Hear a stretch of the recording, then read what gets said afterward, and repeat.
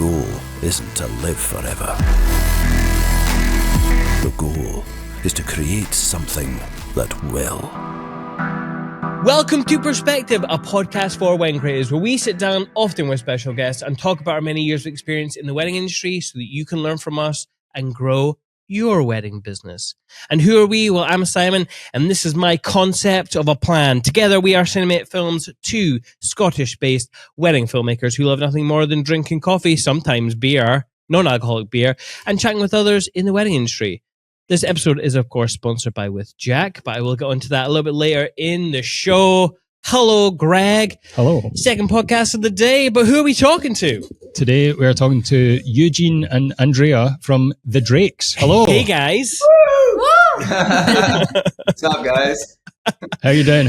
We're doing well. Doing amazing. Yeah. It's like 6 a.m. right now here in... No, I'm kidding. Oh, I almost believed you there for a second. No, it's 9 a.m. So it's our first podcast of the day for sure.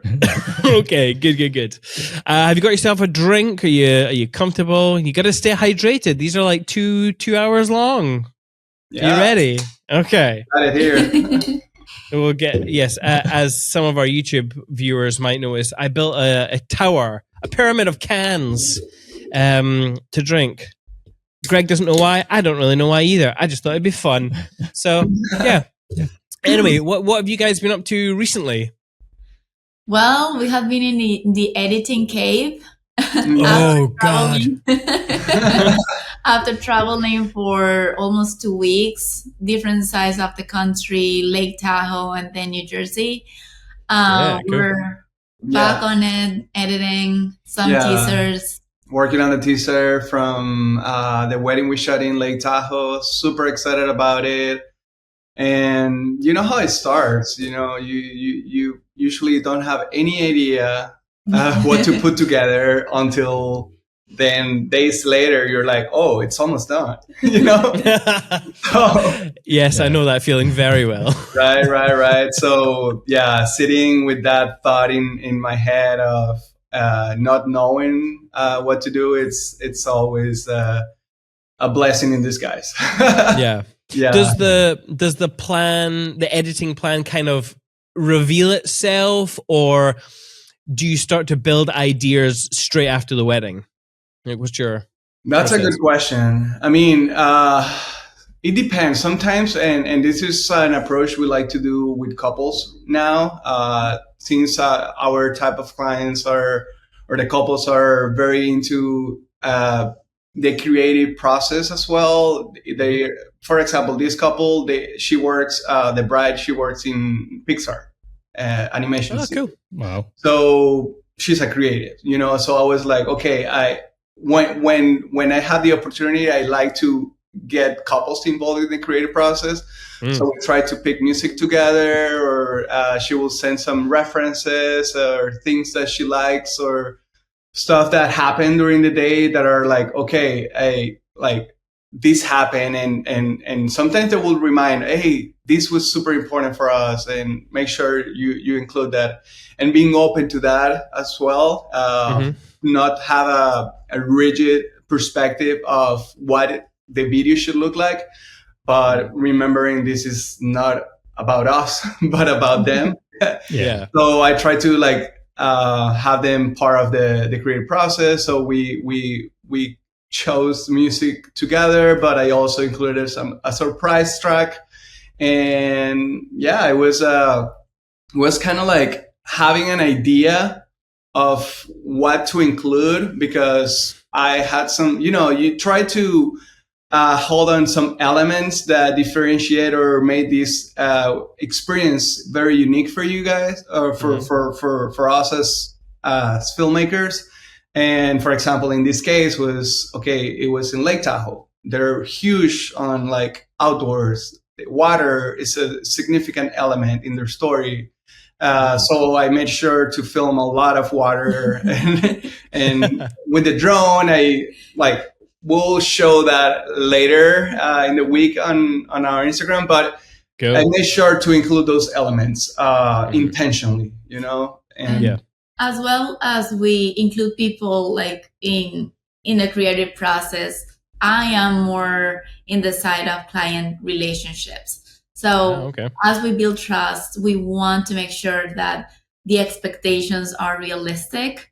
Because they don't know what it's gonna look like. Like along the process, they're giving us like a big leap of faith, and trust us on how it's gonna look like. They have to sign this contract, pay everything in advance. Like everything is in our rules, and we're just selling an idea.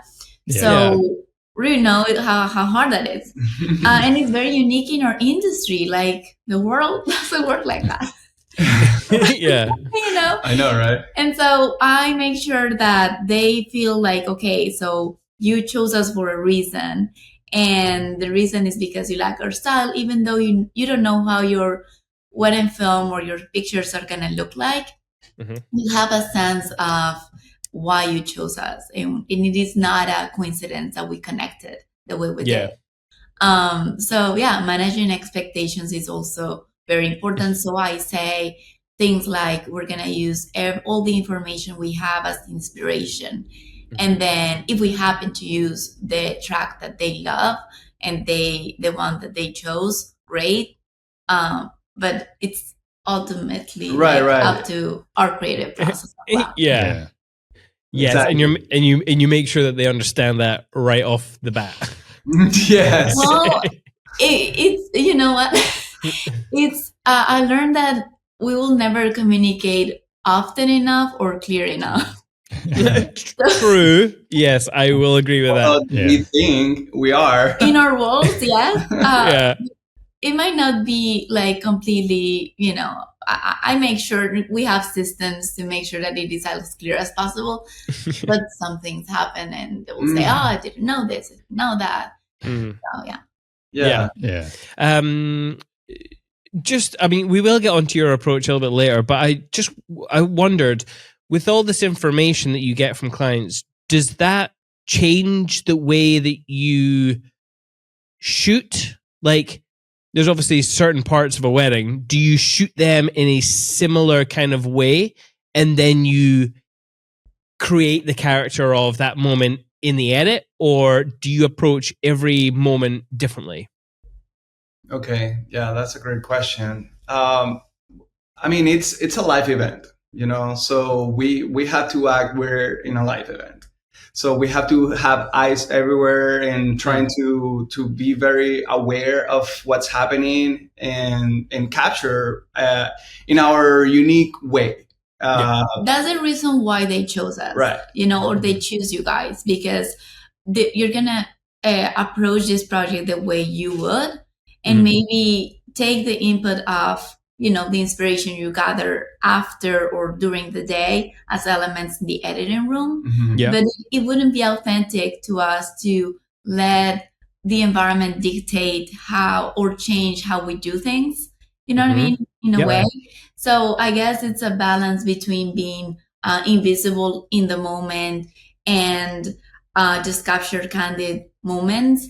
And on the other hand, we love directing some shots when appropriate, Exactly. So it is a mix, because our approach is very hands-on, and they can tell they want that. Even though we want to become invisible at some point, we also want to become obvious at some point, because we're sometimes creating out of thin air, so especially like for portraits or stuff like that.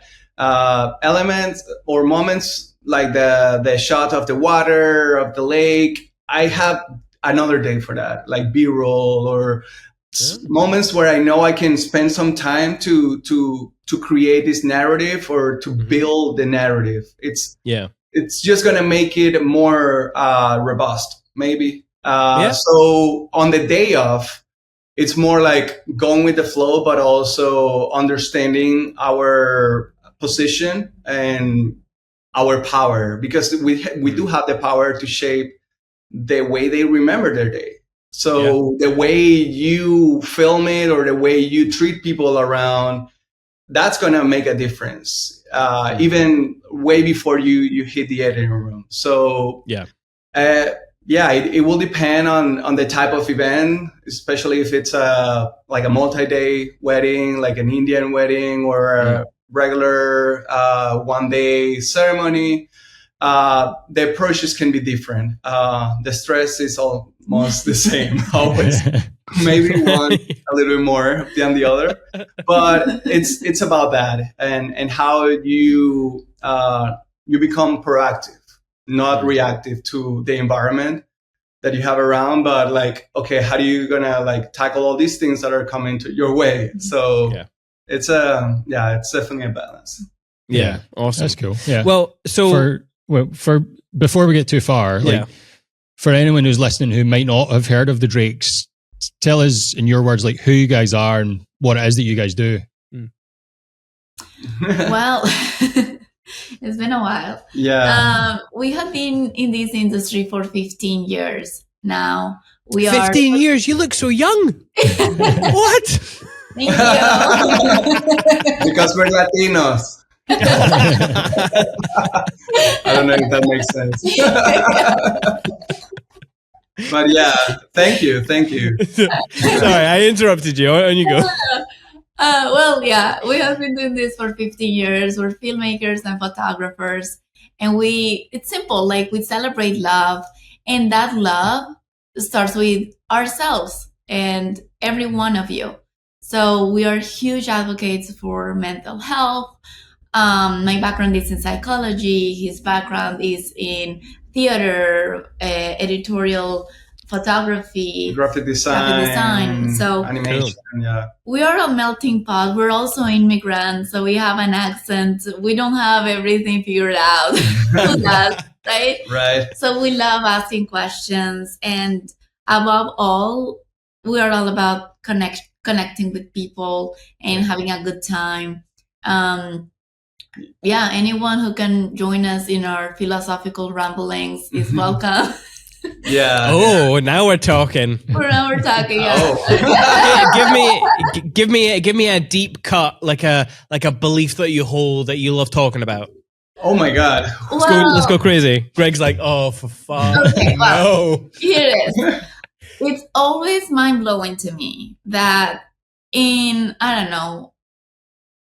14 billion years that the universe is evolving. We came here and from all the so people, many steps, so many people, 8 billion people. You found the one. Time and space had to, conspire for you to meet that person.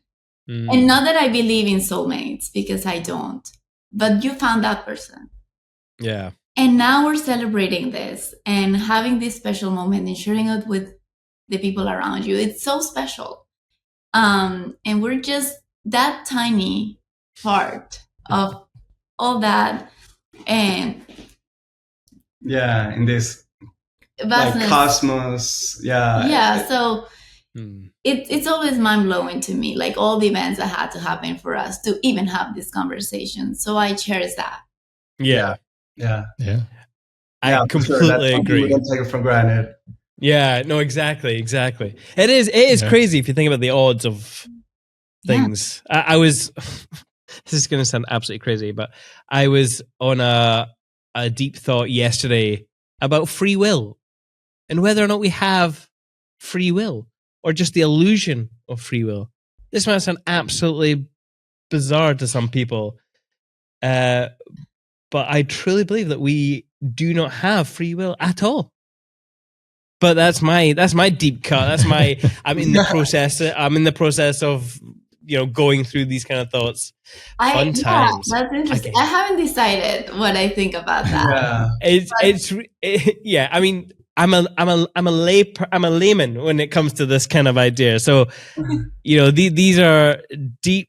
These are hard to grasp ideas, and I'm struggling with them quite a bit. So I'm trying to put them into basic ways, and it's still not working. But I like to believe we have some agency. I do believe we do, and these are the type of conversations that I think we'll need a 3-day Yeah. a lot of time to go through that together. Yeah. Because it's some really deep thoughts.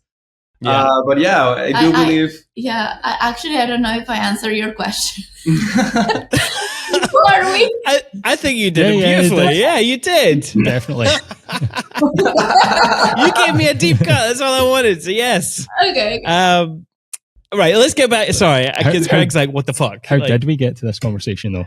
Well, we were affected by everything that has affected something else and affected something else. So really, we're just a. The butterfly effect. Yeah. Anyway, don't stop it. You're a bad man. So Greg and I, well, I'll speak for myself actually. I discovered you maybe late last year. I had never heard of you before, and I'm sorry about that. But the reason I did was because you outbid us for a wedding, a celebrity wedding, which I shan't name. You were the guys? I didn't know. What? You didn't know? I didn't know. Wait. Complete the idea. I know where Again. this is going. Yeah, you're well, you were supposed to be shooting this year over in Scotland, right? Mm-hmm. Yeah. Well, it's a venue that we shoot quite often. And we were in the running for it. But then you guys came along. And I was like, who are these guys? And I was like, oh, fuck. Their website is fucking They're good, Greg. These guys are And they do photo good. and video. Fuck. Oh, So that's how we heard it. No, don't do that. No. But your work's amazing and it's so good.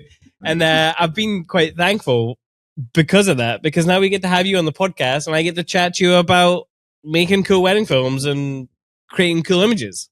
So it's awesome. Thank you.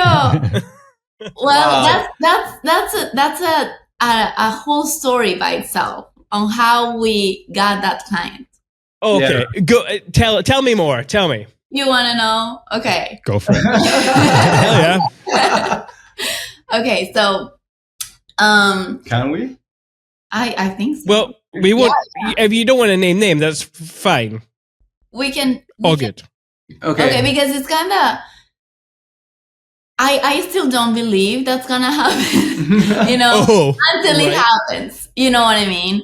Got you. Yep. Because this is something new for us. Like, full transparency, this is new for us.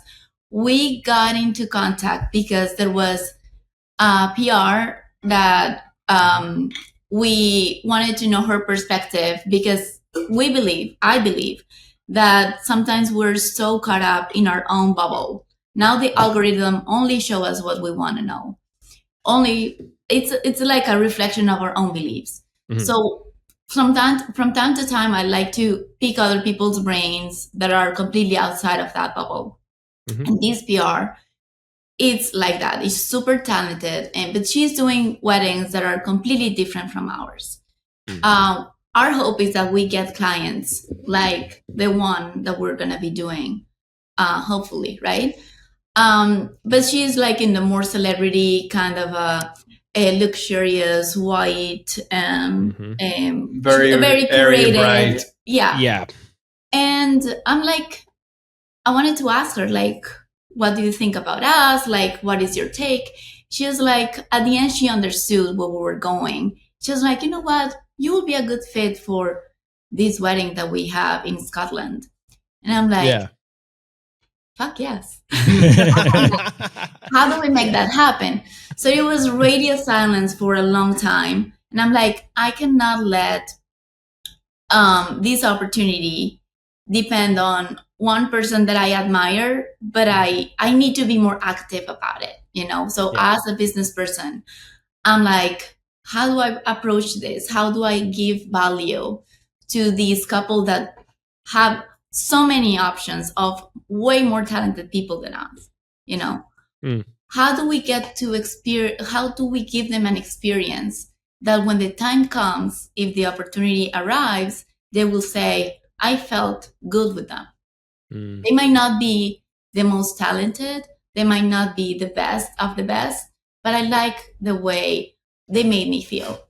So I approached the bride and I said, listen, and I also resonated with their story. I resonated with, she has a clothing brand. And I'm like, we want to do some content for you. So we flew to LA, did an amazing shoot with them. Surprisingly, the groom also was there and we kind of froze a little bit. But he's super creative. He's amazing. Both of them are super down to earth. And we're like, you know what? I'm down. Like, let's do this.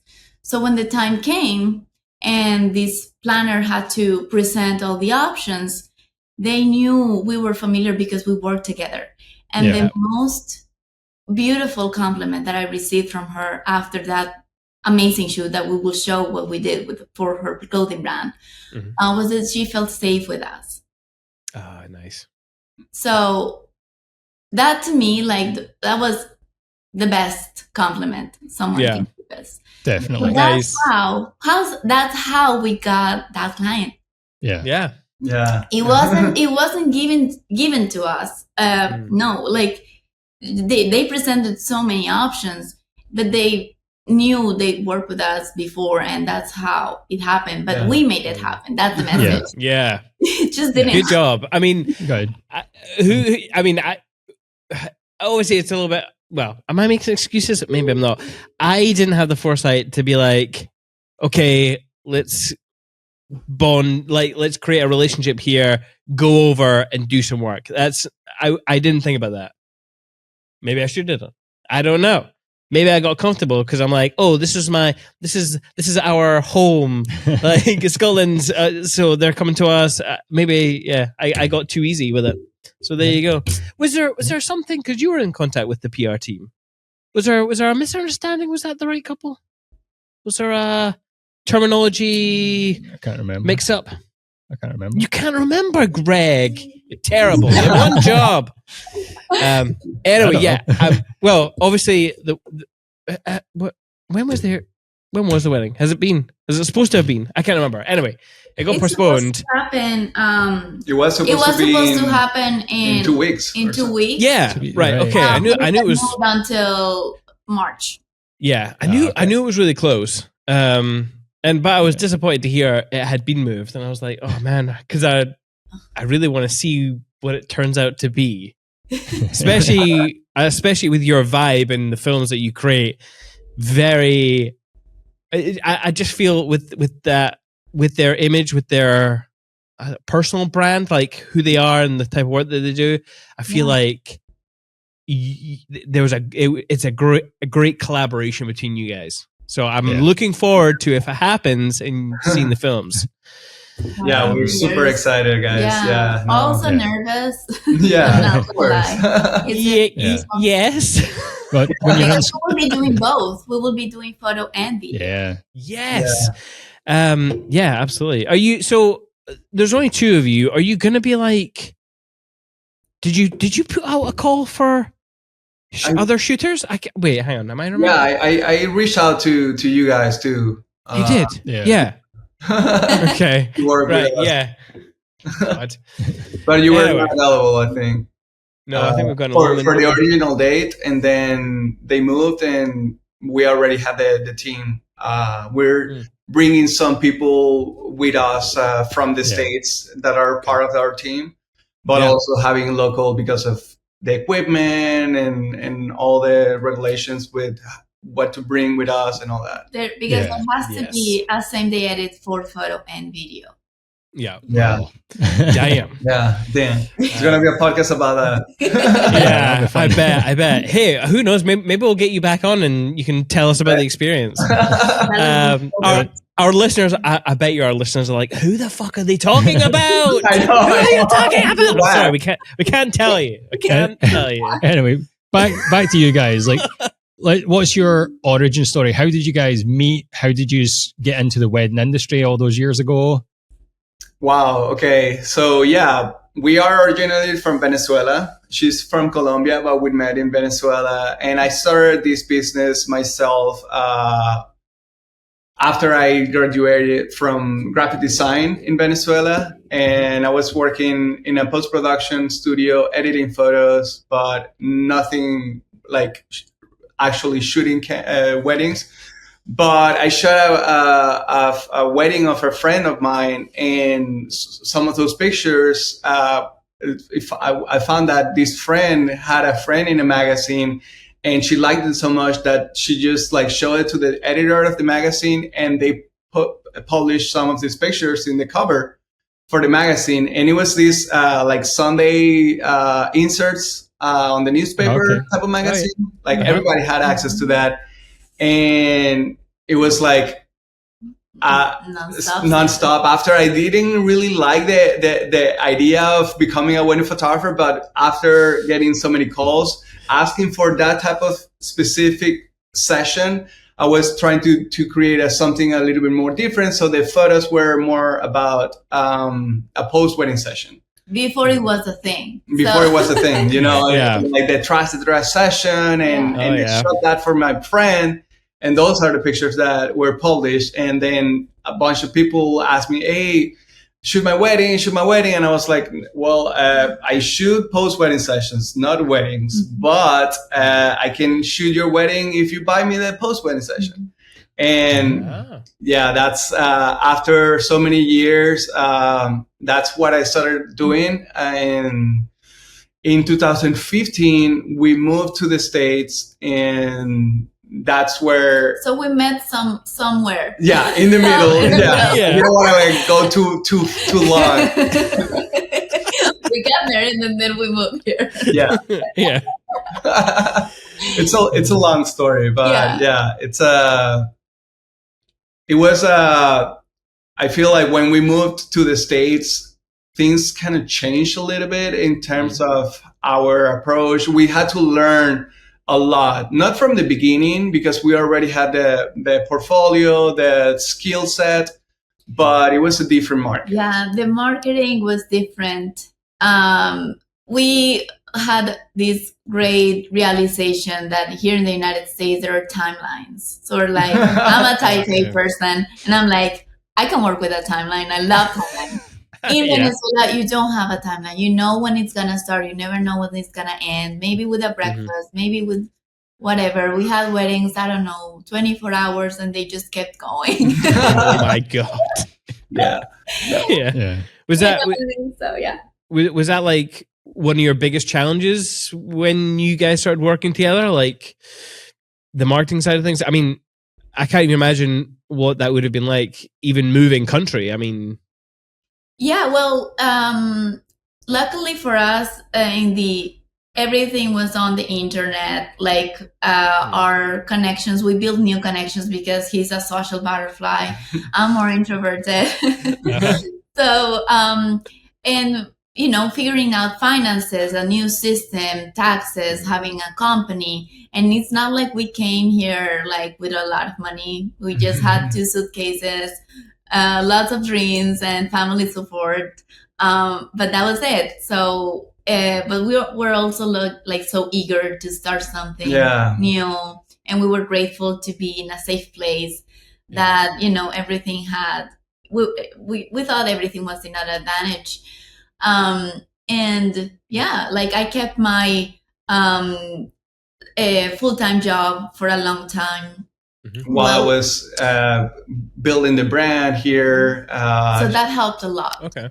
Yeah, exactly. Yeah. So, and was it the same company name at that point?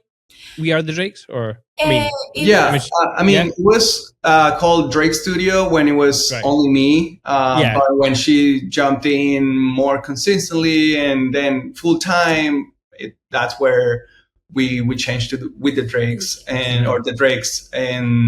But at the beginning, while I was still building the brand, I was still doing other, like shooting for other people. I was being very open and absorbing. Like I wanted to learn from everybody. I was like, I'm not like, I used to be something maybe in Venezuela, but I'm nobody here. And not in the bad way, but I wanted to like understand my position and understand where I came from, but also that doesn't define me.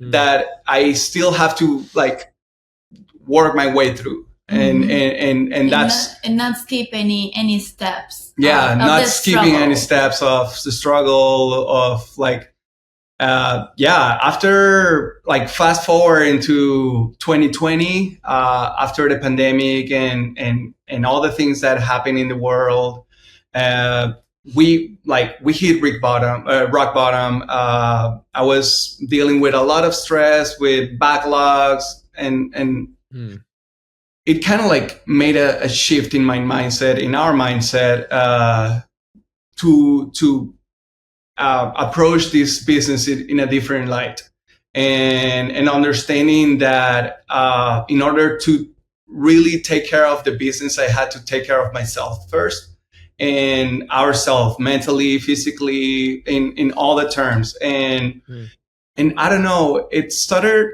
when I started to discovering more and more about myself, or the things that I was like learning. I started to see or adding more layers to the story, or to our style, to our vision. It was not trying to please someone or trying to fit in some type of mold, but creating my own mold, and understanding that it doesn't have to exist, or it doesn't have to be in a certain way. If you build it, it will come. And that's kind of like our philosophy, if in starting to like believe more in myself, in ourself, in our vision. And it's been like a great journey, but I think I had to hit a really dark phase in our lives and careers in order to understand and realize about that. Yeah. You've obviously, like, the branding of the Drakes is definitely unique, and it's very well done. You can tell that you've got the sort of creative design background. For sure. If there's someone out there that doesn't want to have to hit rock bottom, but wants to try and break out from the mold, do you have any advice for them to craft their own unique sort of brand? Who wants to hit rock bottom? You worded that really strangely there. Eugene said they had to hit rock bottom to get there. Okay, fair enough. We want to stop people from getting to rock bottom. Don't hit rock bottom. You don't have to. I don't believe that everybody has to. It had to happen to us. Yeah. And we're grateful for that. But if we can kind of like short the learning curve for other people, I will say to try to look back, to step back and look in a bigger perspective of what your vision of what you want to create. For example, the fact that I came from a theater background or a graphic design background, those things, although I'm not doing any of that anymore, it builds up and it adds some layers to this story, to this brand.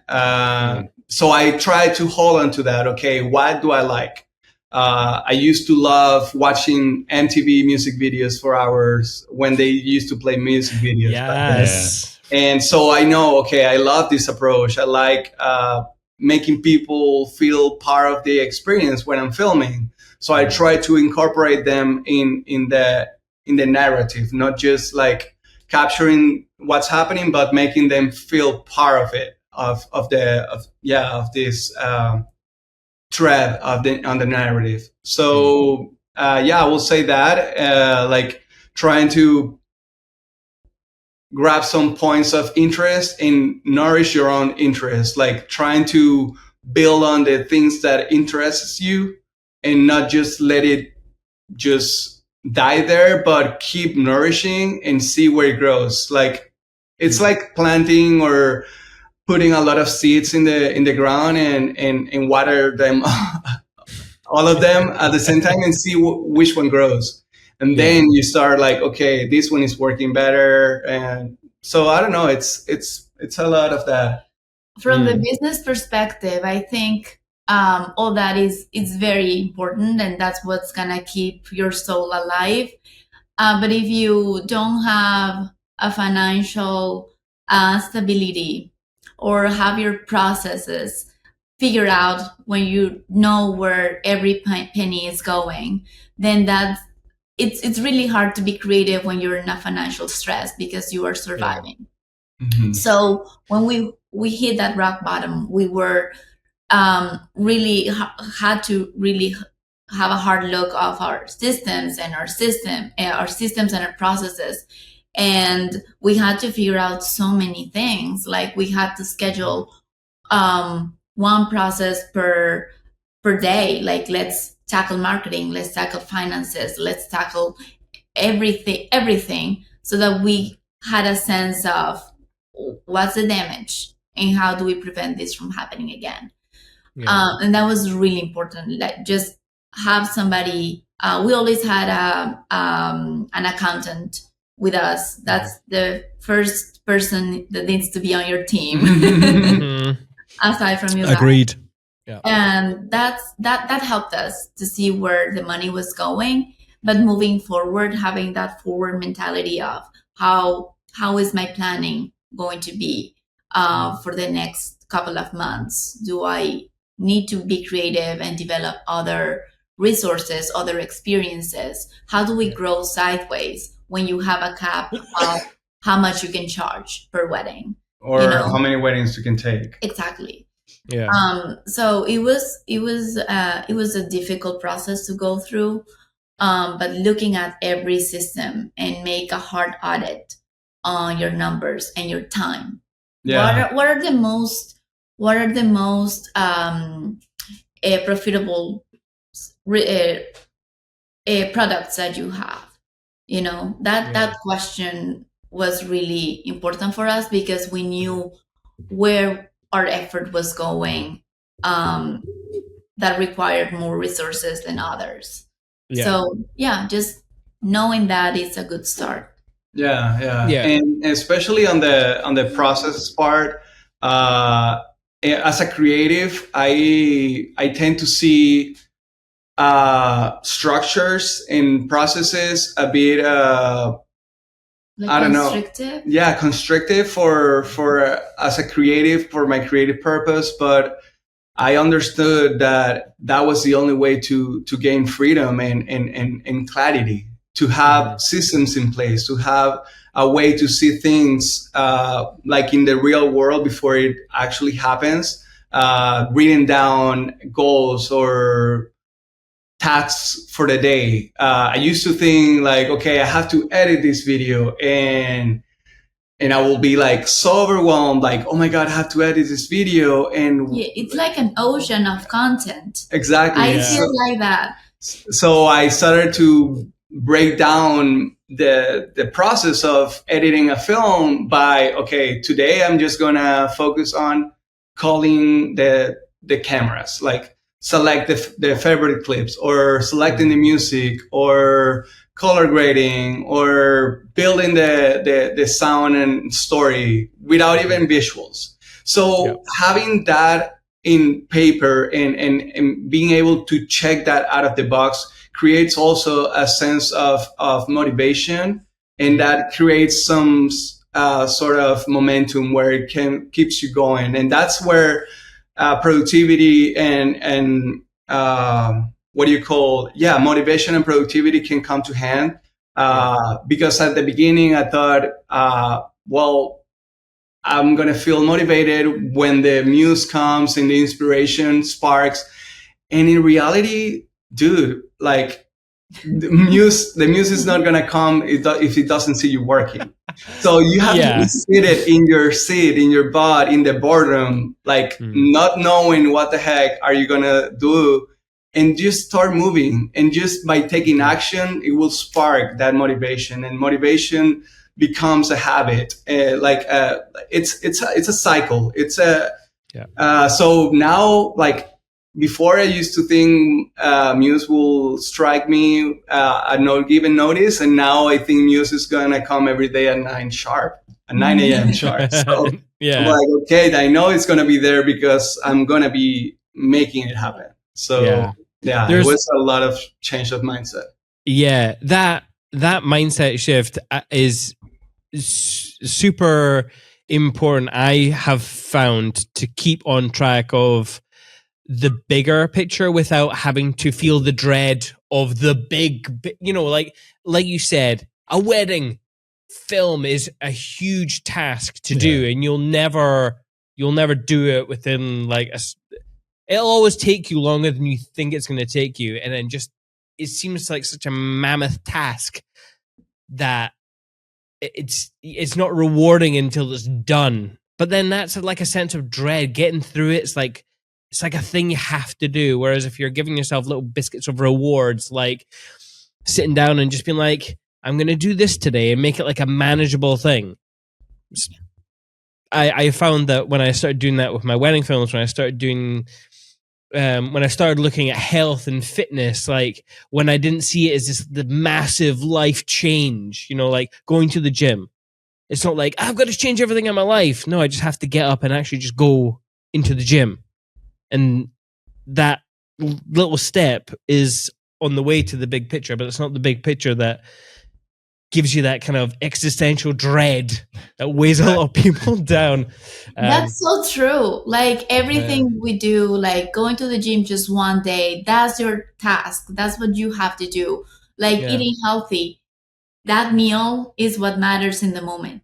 You know, so having those little tasks done is what it's gonna become a compound effect later. Yeah, exactly. It's building those tiny habits that at some point at the beginning will go unnoticed, but like she said, adding and stacking up and compounding in the bigger picture, you'll see the results. And it's not trying to focus on the goal, but focusing on the system and how you're going to get to that goal. Forget about the goal. The goal is good to give you a guide.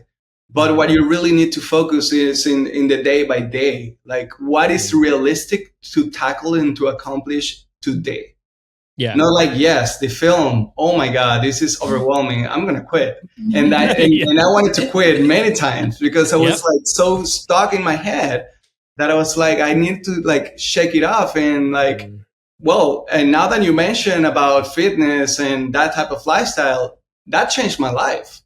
That like I remember like now I do marathons and ultra marathons. I run and bike. Nice. But I never did that until like 4 years ago. And I remember one day was so like overwhelmed and caught up in my head with work, and this is a vulnerability bomb right here. Like I'm gonna throw it. I was like sitting in my computer, like super overwhelmed, and I decided to like leave, and I ran out and I started like running outside, and he ran away. I ran away. Not running away like bye, like no, I mean I just needed to like I need to be out of here. And I started like running just like desperate, and after some minutes running I started to feel so much space in my head, so much lightness, so much clarity. And I was like, what the fuck is going on? And I was like, this is actually amazing. So I stopped there and I was like, okay, maybe this means something. And I went back and I started to like, okay, I'm going to like try to put these ideas or like write down the things that I was thinking. And the next day I did it again. Like not like running away, but like intentionally putting myself out there and running. And it became a habit by repetition and repetition. But because it started as a way of decompressing my mental thoughts, my mental space, it's like a self-regulation system. Yeah. Like, and that's why I recommend people don't do all the processes in your work in the same place. For example, I don't choose music in my computer. I choose music when I'm running or biking or even like on a road trip. Have the app, the music bed app. And so I try to like take myself out of the places where I'm used to be, because that creates like a disruption in the circle, in the cycle, that you kind of like break the cycle, and it creates a like a disruption, and like in your brain it works that way, where it feels like you're changing I don't know, perspectives. And when you come back, you can come back actually with more ideas, with fresher ideas. So yeah, I feel like that started to take care of myself, and that's why we talked about that at the beginning. Yeah, It changed the game, because the Yeah. rest started to follow automatically. It was crazy shit. Yeah. It's awesome, and it's I just want to say to people, like, it's not like once you've maybe talking from my point of view, it's not like once you realize this that you're always going to make those little steps. Like, sometimes I get overwhelmed by the whole the wedding film idea, and then I start just like working all the time. I'm like working from the morning, sitting down in front of my laptop, sitting all the way through the night, other than picking up my kids from school and feeding them and stuff. There's a good few hours of fathering that I need to do. But then later at night, sitting down until like 12 o'clock at night. That's not a healthy approach. I know it. And I'm on and off at the gym sometimes, but it's just a process that you will fall on, and you just got to remember to minimize those little things. Anyway, I want to talk about something that you brought up. You're talking about when you made changes to your packages and your prices and all that kind of stuff. So why don't you talk to us about what you offer your clients, how you price them? Yeah. Okay. Tell us about it. So let me start from how we got here. We started this journey like really charging as beginners. Even though we had portfolio and everything, like we really needed to build that portfolio in the United States. So we were not charging that much because we wanted to get clients, survive, and all that. Every year we started increasing our prices a little bit, but not so much that would isolate us from the referrals. Typically, a bride is surrounded by the same socioeconomical status. So if you outprice yourself, like you're not going to get all those referrals. So we started doing that gradually until the point that we got too many weddings that we could give the best service. Yeah. So then we started like increasing our prices more. There was a time where we also felt like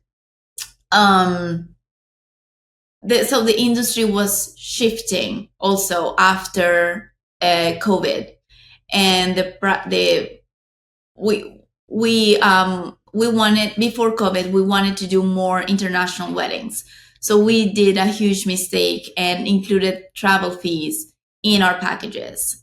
So that's when the whole thing started, right? Okay.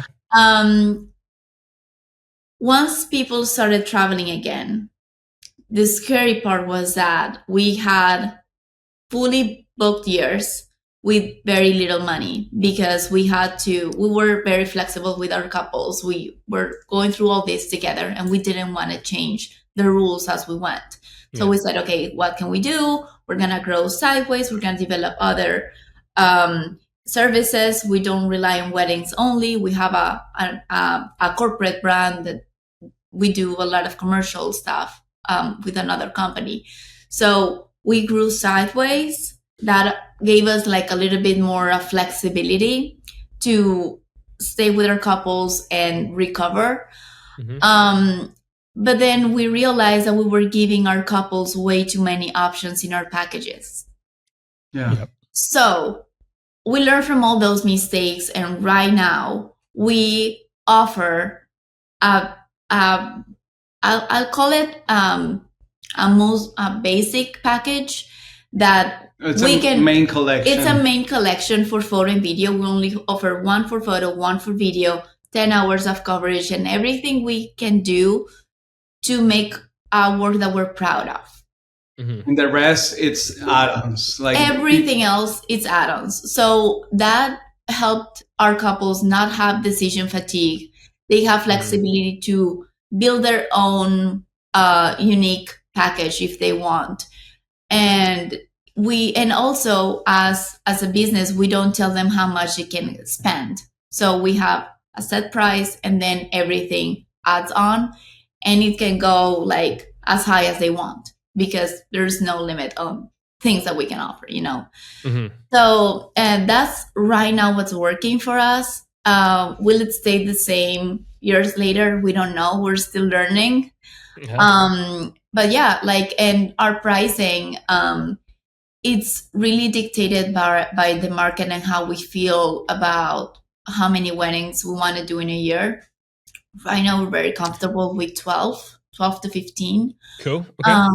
Because that's how we can give a personalized experience, luxury experience to our couples. Like for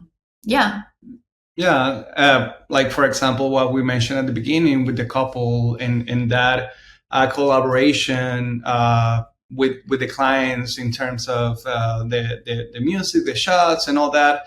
I think that was possible because of that type of approach, that we decided, okay, since we wanna have this approach with each project, that means we can only do a certain amount of weddings a year.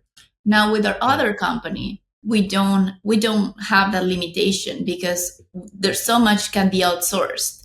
But in our approach with wedding filmmaking and photography, we want this to be a boutique, and it is a very small team.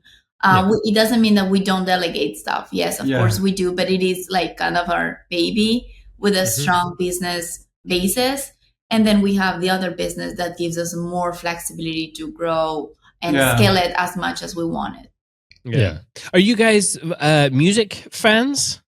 I'm just saying, because obviously if you go into your what we offer page, which I'm on just now, you've got side A, the cinema collection, and then it has a picture of your couple, and then a vinyl. I'm like, yes, okay. and then you got side B, which is your photo collection, and then the record, which is that's how we deliver the films to the couples. We deliver a vinyl with a custom cover and everything. Shut up. Nice. I wanted to do this with Greg. I was like, I found this vinyl company that prints, like, I wanted to like take a couple's vows and press them onto a vinyl. So what do you guys do then? Do it on Etsy.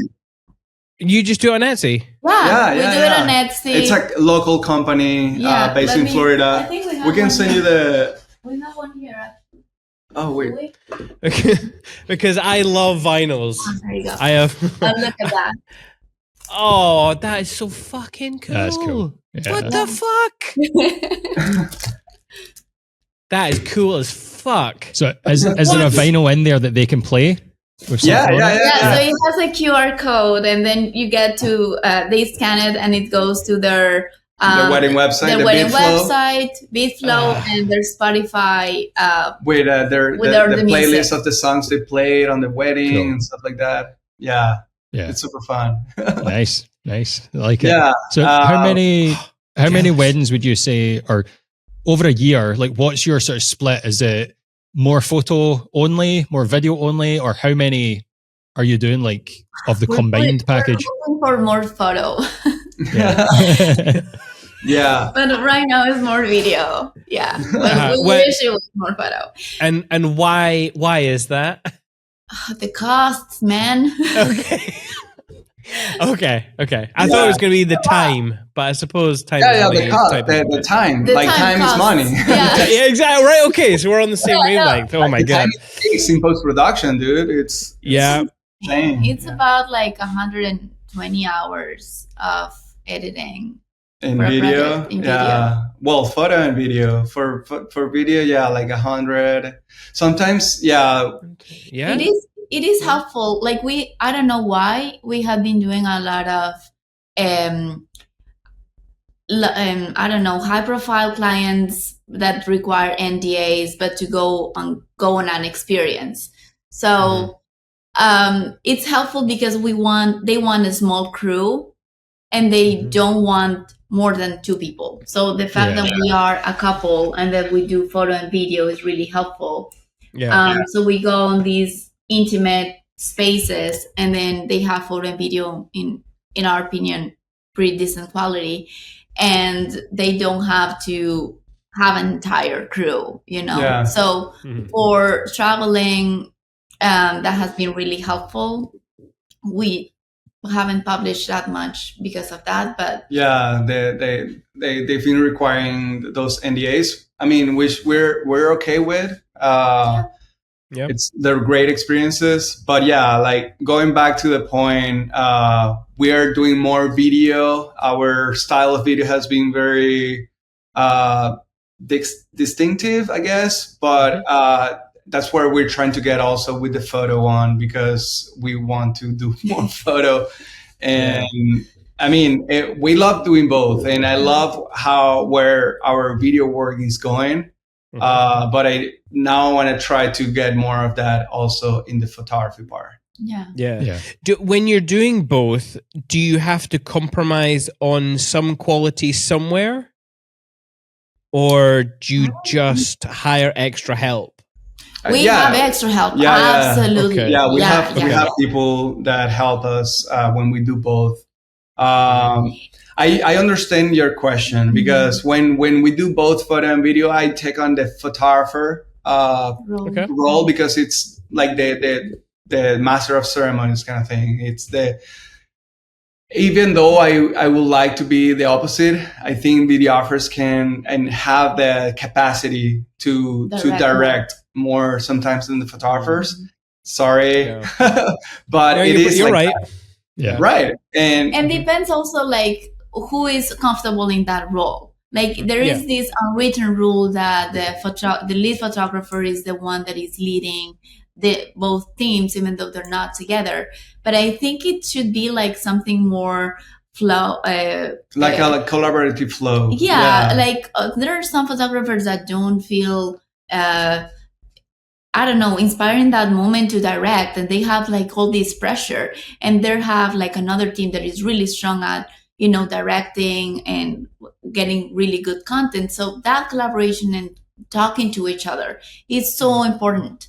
And sometimes like I think it's changing, but we're not there completely yet.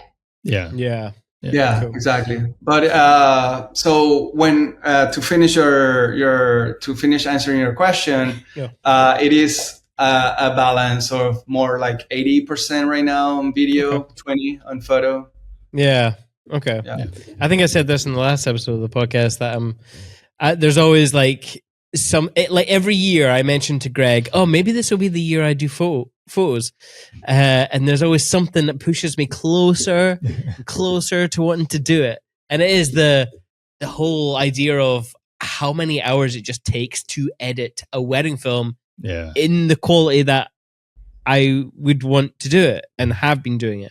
I think the production of photography is it requires more time and energy, because that's what you get, like what you got in the moment, you know. Whereas video, like you can shoot everything and then make it look in a completely different way in the editing room. So it can be both ways.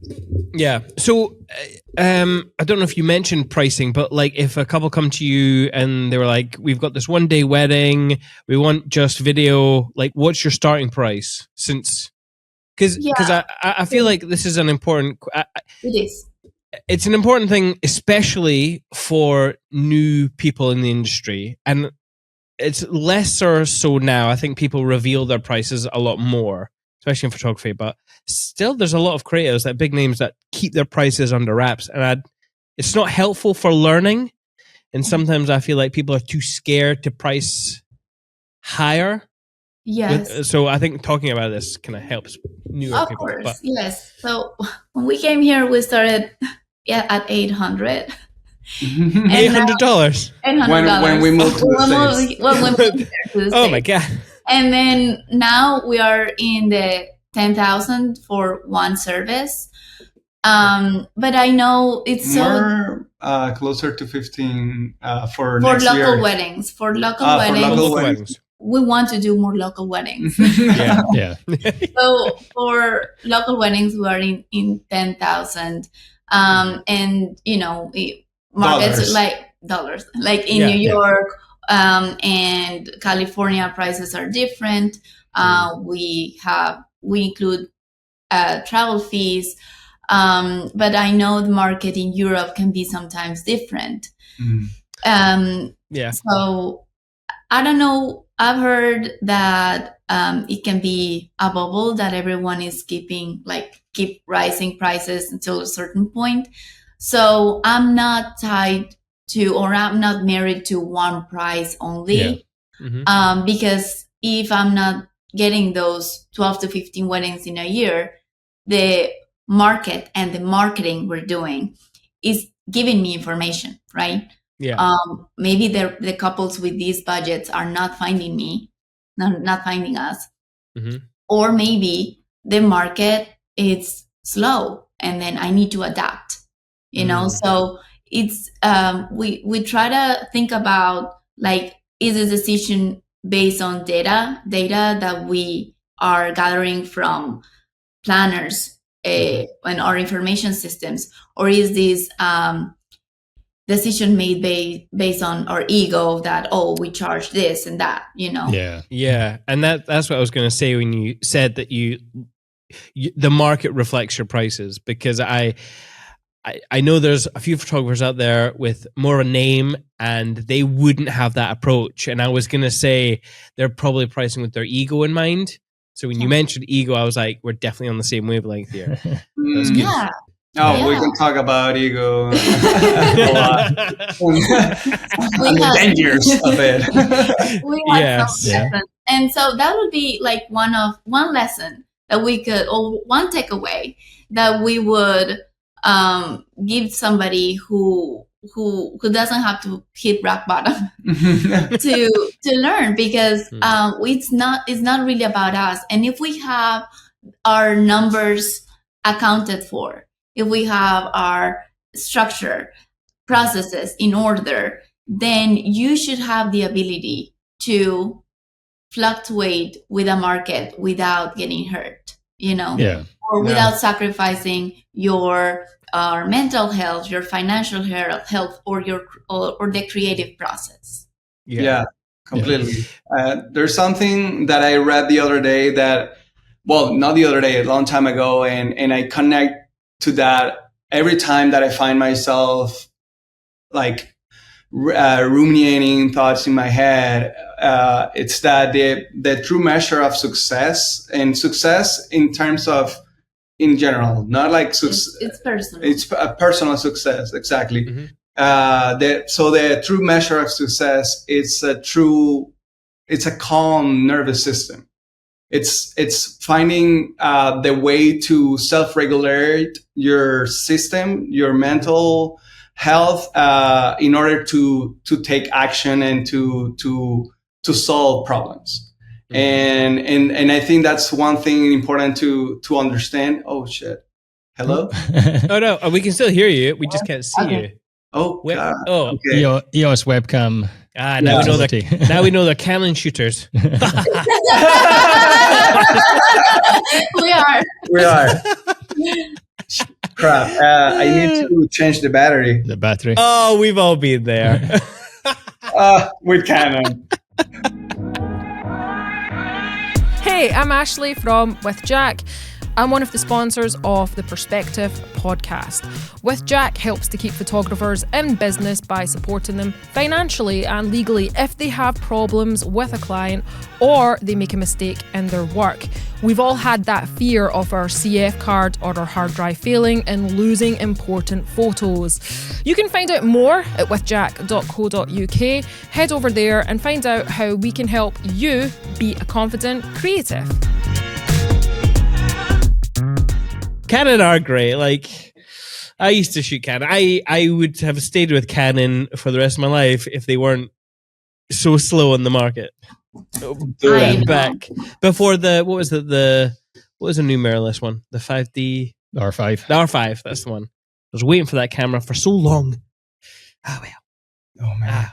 We're back. There you go. I feel We're back. so bad. Where's that There from? we go. There we go. There we Tyler, what are you go. doing? Yeah. Oh my god. Okay. On the plus side, those skin tones, great. You look great. Canon. Yeah. This is Canon color psychology. Yeah. So you mentioned. Hang on. I just want to ask something. So when you started off at $800, was there like a moment where you were just like, well, let's raise it hard, shift up to the high end? Because you went from what I would consider pretty low end of the market to the budget of like a luxury end supplier. So what was that journey? Because I think a lot of people, they struggle with that journey. And you mentioned it, like wanting to creep up. Like 1 year, it'll be £200 or $200. The next year, it'll be another $200 or whatever. But, in reality, if you keep doing that, you'll get to your target price when you're dead. Exactly. Like, so what was the mindset there that made you shift all the way to the other end of the market? Well, it's not an easy process, and I think right now people want to skip so many steps because we are in this era of everything is immediate, and you don't have to wait for anything. There is no gratification, delay gratification at all. Yeah. So we had to figure out so many things before bumping our prices so confidently that we didn't really think about the referrals from previous weddings. Okay. Yeah. So what helped? Well, when we got some luxury planners reaching out, like telling us what was their budget. Publications also helped a lot because now people were reaching out to us. So those things helped to fill our calendars to a place where we felt comfortable and say, okay, we're ready, our cut for this year, we're good. So we're trying to reduce the increase.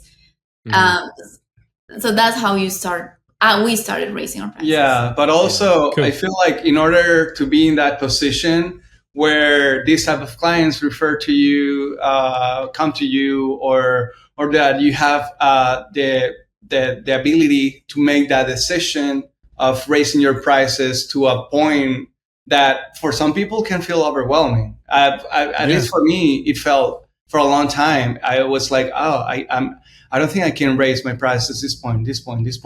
Then what happened is that we started to focus on what was that thing that we could offer that will differentiate from the rest.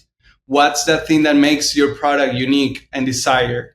Not just because you want to charge more. Yes, we all want to charge more, just because. But why? What can you give to these people? What is the client experience? What is the client experience? How are you building those connections within your industry? How are you building trust with your clients? What is that extra mile that you're running? Are you answering your emails in a timely manner? Do you have your shit together? No, we don't. So, I mean, Nobody those does. are questions that we had to ask ourselves, and we continue asking ourselves, because as you grow, and there is like the ultra luxury market, that we're not in, and there is all that concept applies there too. Like, what is it that you're giving them to pay X amount of money? Yeah. Well, what are you doing to create that connection with your couple? Like, because that seems like it is a big part of your business, is that you need to click with the right couple and make them feel comfortable with you. So what are you actively doing to encourage that sort of feeling with them? Yeah, that's a great question. Like, I will say first, meeting them where they are. Like, we can have this idea that our client wants to fill all these questionnaires and wants to have so many hours to shoot with us. That's our ideal client. And we have our products that we feel more proud of are clients who gave us their time. Yeah, they invest that. They invest in the experience too. They travel with us. They spend hours doing crazy stuff that we ask them to do. They fill out their questionnaires with our crazy questions, but all that informs our process and our experience with them to provide a better service. Now, there are other couples that love what we do, but don't have the time or the energy or the openness to do that. And we can operate with that. We can deliver a product that we're proud of. But it might not, the experience will be different. Yeah. So what we do, we have an initial questionnaire where we ask them deep questions, and they can go as deep or as shallow as they want. It's not completely mandatory, but it's, encouraged. If they're locals, like we want to hang out with them and have this type of conversations that the ones that we're having with you guys, I don't know, over pizza or something that is not wedding related. Like we want to talk about life. We want to know what's important for them. So if they're open for that, we are in. So it's always an invitation. Yeah. What else? We have another questionnaire that we fill out with more wedding related questions 1 month before the wedding. Yeah. Just to keep in mind people that are important for them that might not be on the wedding. Timelines, other vendors that we want to connect with, because our ideal we want to cover as many bases as possible before the event. And that means maybe talking to the photographer and building that rapport and connection beforehand. Our planners, we think about our planners and other vendors as our clients too. So all the content that we produce, we give them access to it so they can use it. Yeah. So all that are little things that build connection. We answer our emails in a window of 24 hours, if possible, if we're not traveling. Thanks to her. I couldn't do that when I was a solo man. Yeah, like every detail in the night and after the wedding, it's very important. My goal is that they don't have to reach out to me to see how the product is going. I want to be proactive and tell them what part of the process are we. So I would say things like, hey, we're super excited. We are on the music selection process. We are on the, whichever stage we are on the editing, because it takes a long time and we don't want to be this product that is delivered really fast. Good things sometimes take time and we don't want to rush a creative process. So the expectation of the client is that they will have to wait a long time, and we surprise them, delivering sooner, but also to, like she said, communicating throughout the process. It was something that I didn't do in the past. And this is something I want to mention because I feel like other creatives and other filmmakers, photographers, they might be in this position too. That they don't communicate throughout the process until the end. Like whenever we deliver, we might feel overwhelmed, scared, or ashamed because we are taking this time. But if we start like with a simple email saying, hey, we're like in the selection of clips, whatever, that probably is going to be a very early stage in the process, but it won't take until like months after the wedding. It doesn't matter. Like we sometimes are so caught up in our head thinking the worst case scenario that we don't really take any type of action. And that's, again, the ego is not your amigo. And when you like get so stuck in that like movie that you're living in your head, bro, it's not real. It's like, just talk, just like speak up. And that's why she started to implement these systems where I can tell from my perspective that the feedback was amazing, even though we're still taking the same time. like Yeah. 6 to 8 months to deliver a film. Just the fact that we're communicating with a simple email, just saying, "Hey, we haven't forget about you. We're here. We're just working. We're busy, but we love you." And that can go a long way. Yeah. I can tell Yeah. you. And we learned that because we had to struggle, and it cost us relationships, and it cost us maybe clients that were not happy. Mhm. It never came to a point of something serious, but it's a consequence. So we learned and we evolved, and that's the approach we have right now. Yeah. Yeah. You often hear Nice. about like photographers getting annoyed when a couple email saying, just checking in, how's my photos getting on? Oh, And that's on them. Like That they is should, on- if they communicated, they wouldn't get that email. So they wouldn't have to moan. Like, Yeah. do you, with your communication, do you use any CRM Yeah. or automation to help with all that?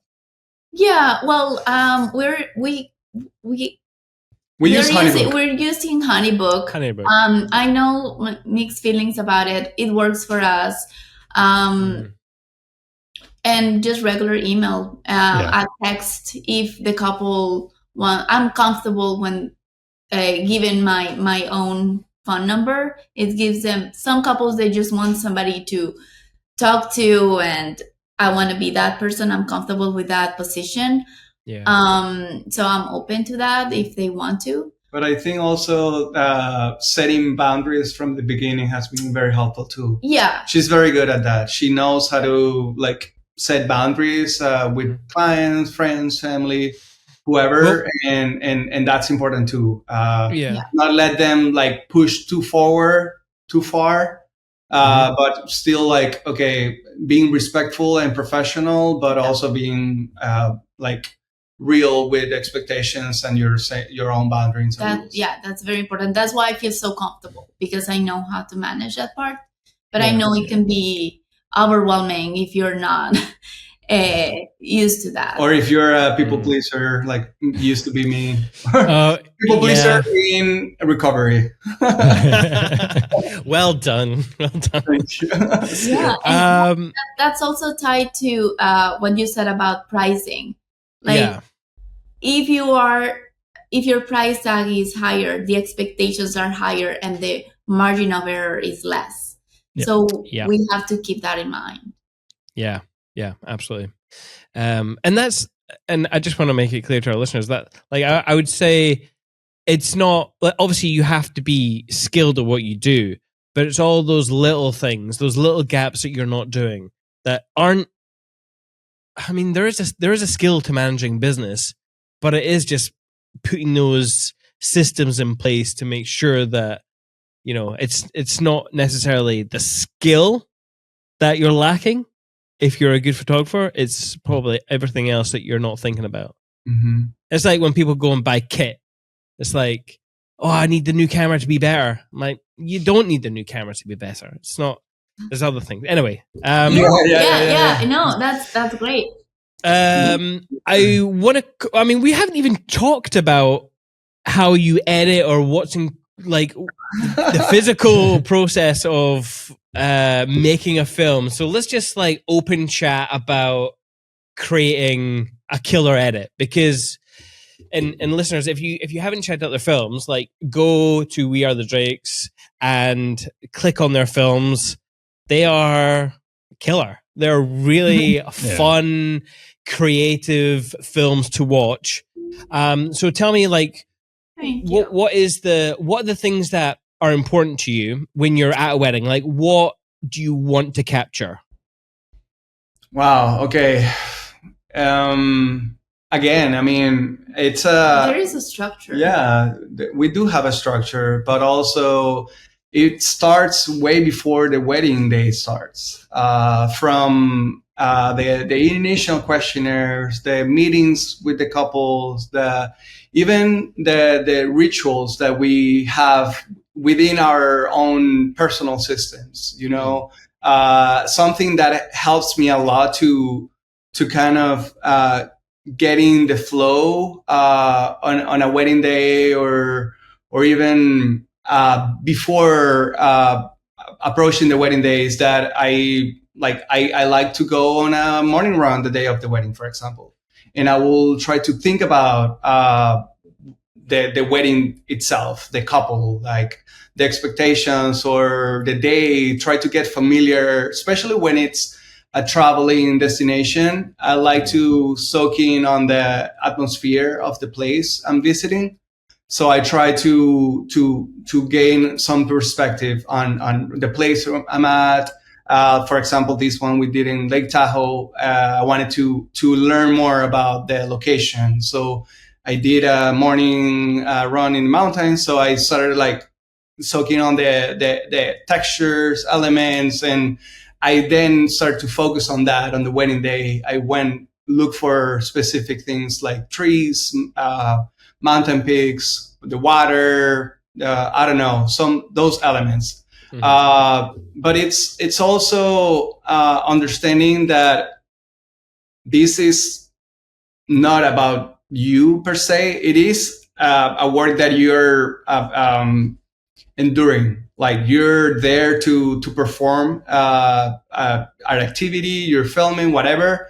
But it's also what's the reason why you're here. These people are bringing you to capture this moment in their life and the people that are important for them. So trying to connect with that, to ask questions, to talk to people, to kind of like think what type of things these people will like to remember from the day. So ask who's who, when you approach on, I don't know, the getting ready room, for example, which is kind of like the first moment of the day you meet the wedding party.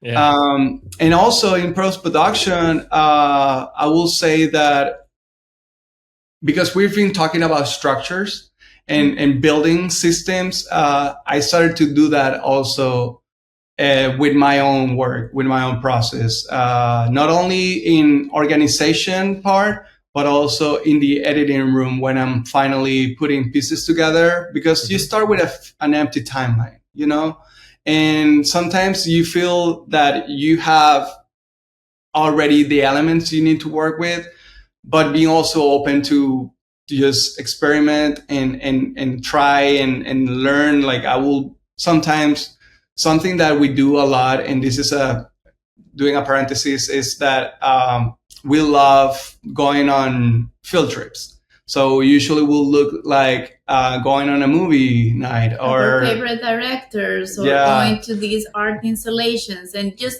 gather inspiration from everywhere we can to implement this in our films. Yeah. Staying receptive and very curious and not like closed up to an idea. And being open to that will give you so many tools, so many insights of how to approach an edit. Or for example, in this case, I'm working, and this is very raw. Yeah. This is something I create for the film that I'm working on. This is kind of like a film structure of how I'm thinking the edit, how it's going to look like. You see, there's even a water drop here. Like it doesn't have to be perfect. Like I'm just sitting in my computer and ideas will come, and I have to like catch them and put them down on paper, because sometimes we tend to overpass ideas.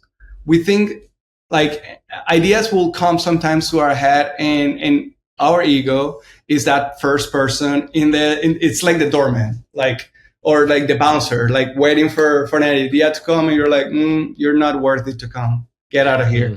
And that's the thing. We sometimes reject ideas just because of the perception we have in our head.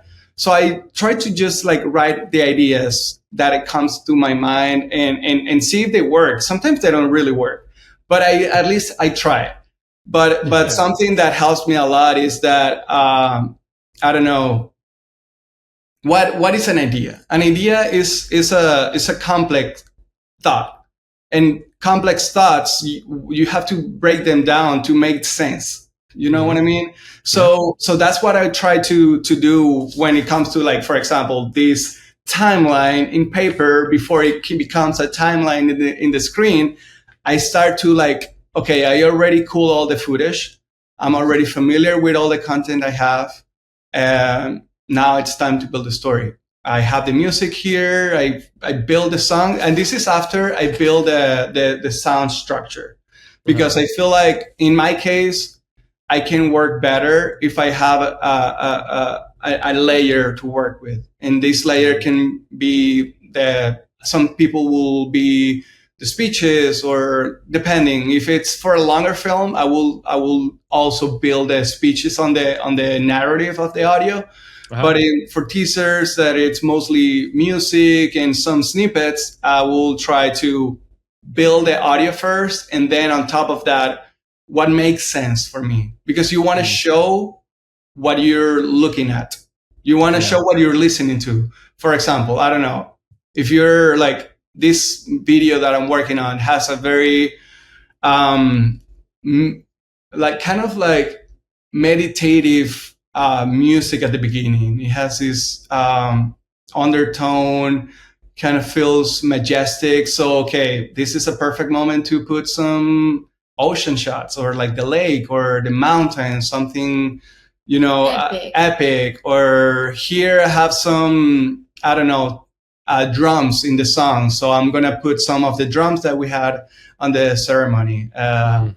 Thinking about what type of wedding I'm working on. So it's trying to connect these elements, and little by little.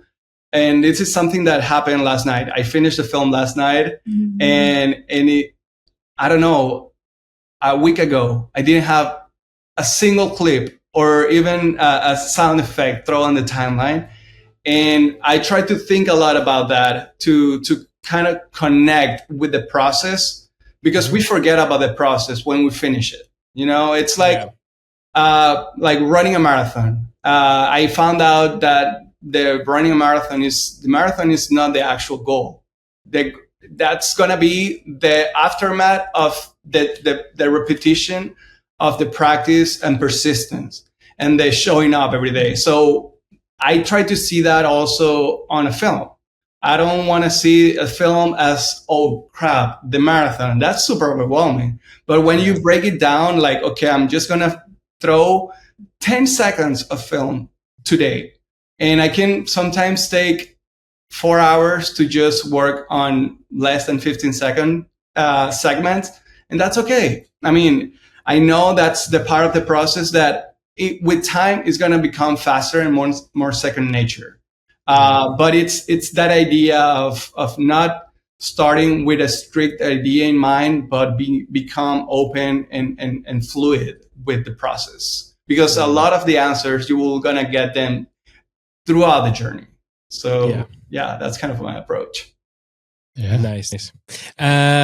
Quickly, just before we move on to show and tell, what kind of equipment are you generally taking to a wedding? I mean, obviously we know you shoot Canon. Until today. Until today.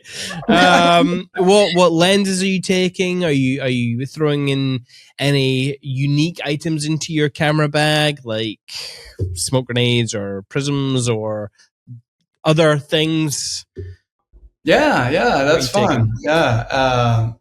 Well, I shoot Canon, yes, and I shoot mostly primes, but I also have a camera with me that has a 24-70 with me. It's more reliable for run and gun situations. I have a 24 millimeter or 7/16 on a gimbal.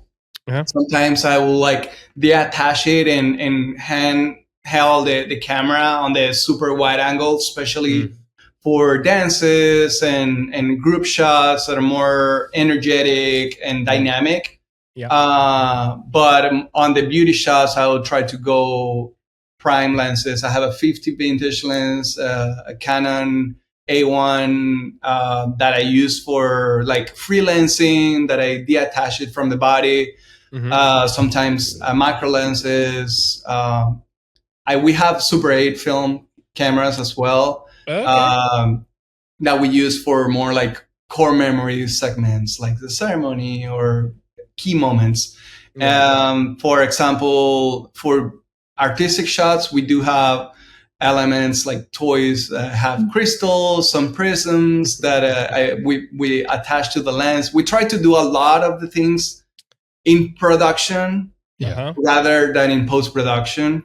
Hence, we use now the Super 8, so we don't have to fake it in post.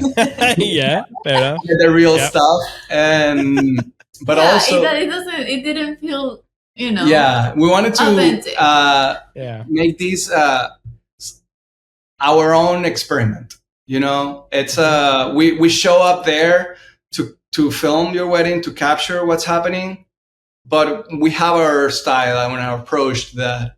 So I try to be very true to that, to the way I see things or the way we see things, because the way it feels too. Because when we saw this movie Inside Out recently, I'm like, listen, Super 8 films are like the core memories of the film. Those are the things that you will remember forever. It doesn't matter if they look good or not so good.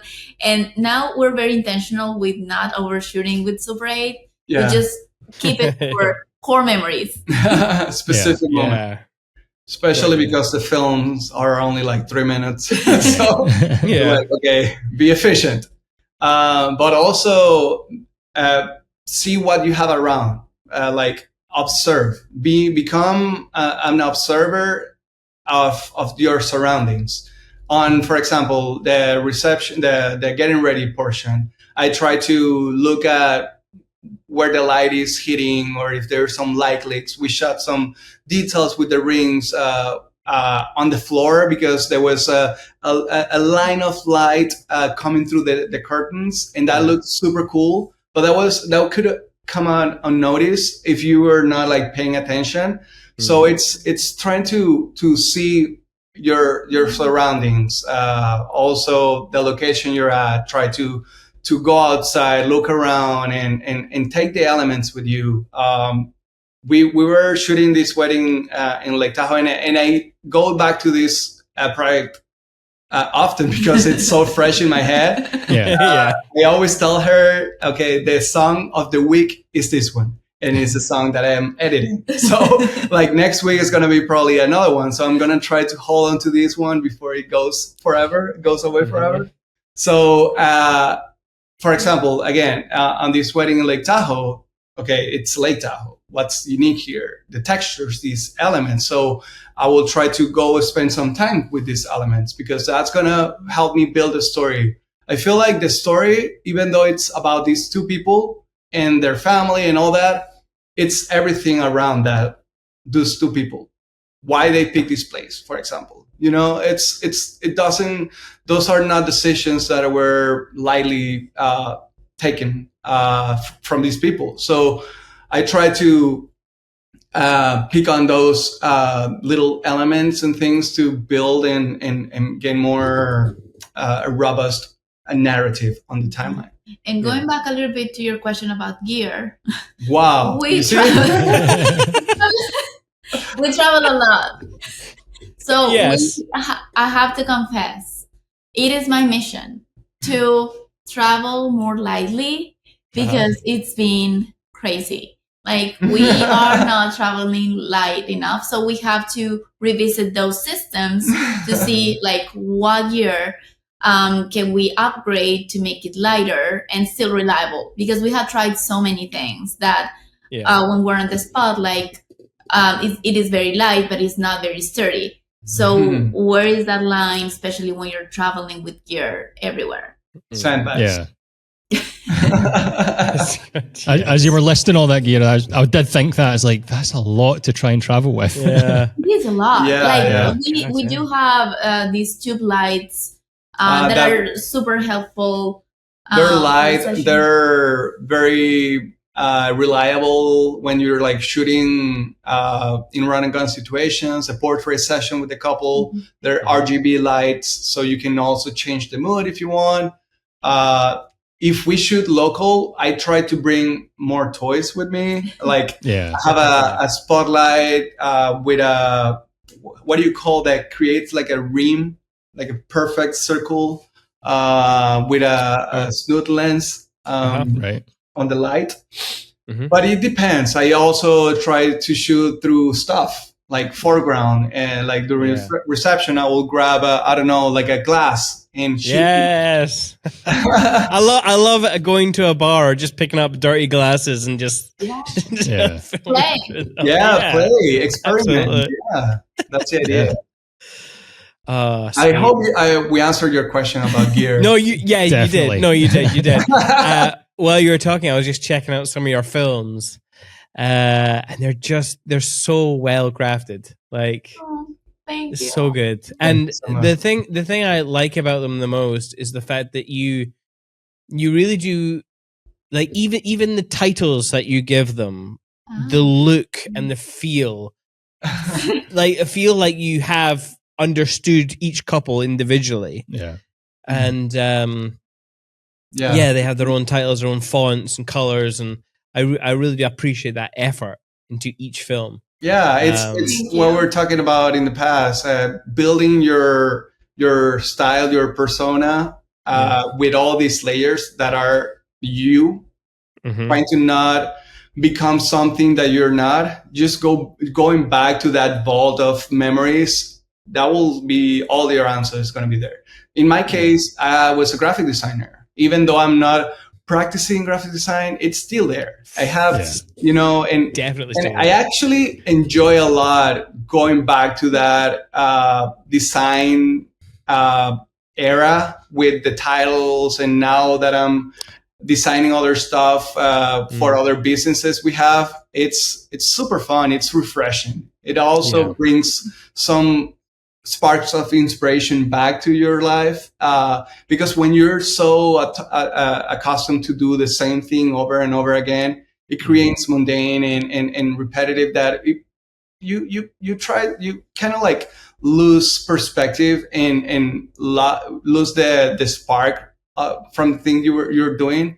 So going back and trying new things and kind of like revolving that memories vault that you are, and just bringing little pieces to put on the layers, it helps a lot. And just like part of preparation for weddings, like we like to listen to the music that the couple likes, so that gives you a lot of information. Like, is this couple like more hip hop, or they want more pop? How will the names look like? For Marlo and Archer, for example, like it looks very pop, very colorful. They were so happy, and everyone like a around Nickelodeon them, cartoon. It was like a Nickelodeon series, for sure. So that's what reflects the titles, for example, because the music they sent us was just so upbeat, and the vibe of the wedding was also like that. So everything informs the post-production process. It's just becoming sensitive to the message. It's all out there. You just have to be open and receptive. Well, let's talk about some of your work then. Let's pull up some. Actually talk about it. So I did these a little while ago, so I actually can't remember, other than the video clip, what of your You work. said you want to do more photos. Let's start with some photos. Okay. Right. So I didn't upload that many photos. I should have. I have more. So this, can you see the TV okay? Yes. Yeah. Okay. So this was actually one of my favorite images that I found of yours. And funnily enough, that round circle light that you just mentioned, that, right? The light that, I love the fact that it is like the perfect spotlight in this awesome frame that just it just so well fits the couple. And then you place them and you spotlight them. And I just think the colors and the culture representation and what they're wearing and just their pose, I think it all comes together so well. Plus the composition. Oh, perfect composition. I love it. So tell me about this image. and how you went about creating it. Yeah, well, we shot both photo and video for that couple. And Yes. this is Indian and Chinese union fusion. The bride is from India, the groom is from China, or their families. And part of the idea with the circle, it was to represent that union, that infinite representation of love and the commitment they have for each other.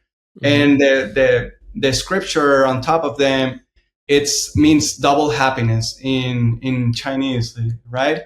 So that kind of gave us an idea of what type of elements to play with. There are some other pictures from them that we played with some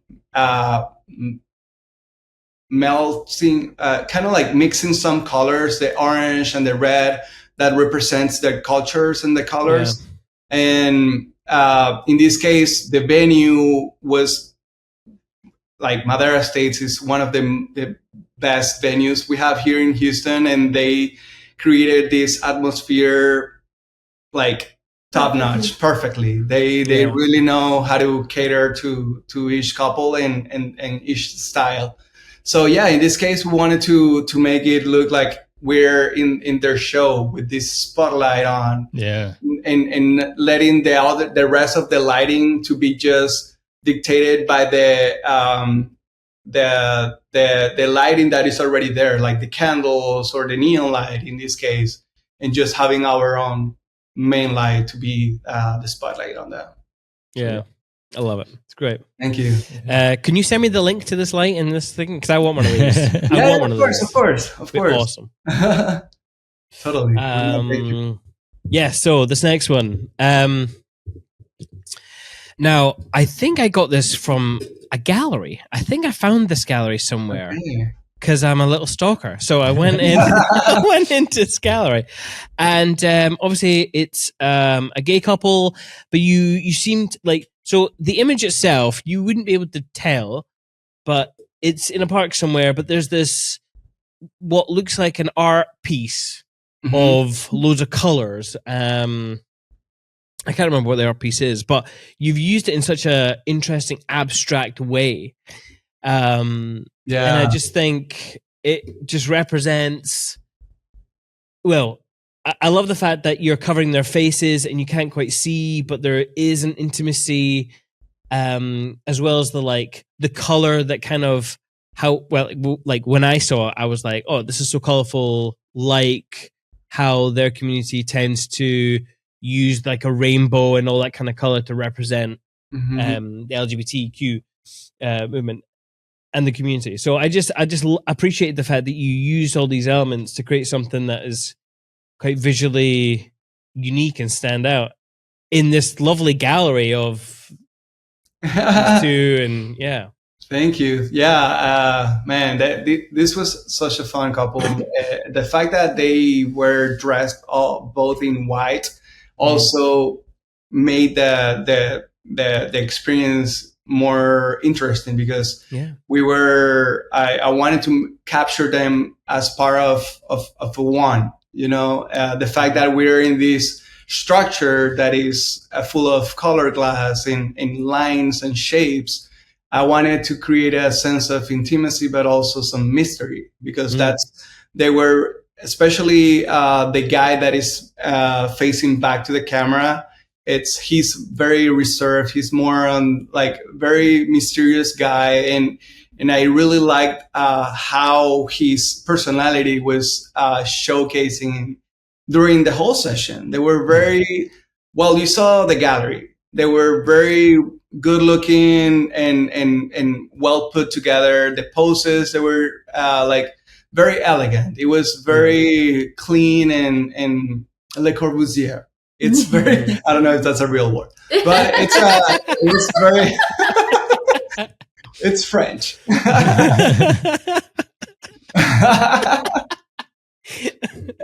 Yeah. But you understand. So I wanted to just play with that and play with some, what do you call? Layers? Yeah, layers, dimensions. Sorry. So we have some foreground here. The glass that I have in front of me is covering half of the frame in like a diagonal line. Yeah. So that was very interesting too. It was like cutting the picture from a corner to corner kind of thing, and it created a separation, but also as part of the message in the picture. So yeah, that was pretty fun. All the series from this location, I'm very pleased with that because I play with some lower shutter speed. I didn't bring crystals because I had them in front of me already. Yeah, I was gonna say, like, it has your style with the fact that you like to dirty the frame and put stuff and make things abstract, but you usually put things in front. But here you just found something to do that in the environment. Yeah. So it's, that's like when I ask people like what they put in their gear bag or whatever, like sometimes prisms get put in and all that kind of stuff, but you don't always need to have that kind of equipment on you to be creative in that kind of abstract way. So it's you just need to you said be you can find foreground. Think forward. Totally. Yeah. Anyway, love it. Thank you. Colors, great. So this one as well. Obviously, I'm a big fan of negative space, and that this has this in spades, and it kind of stood out when I saw it.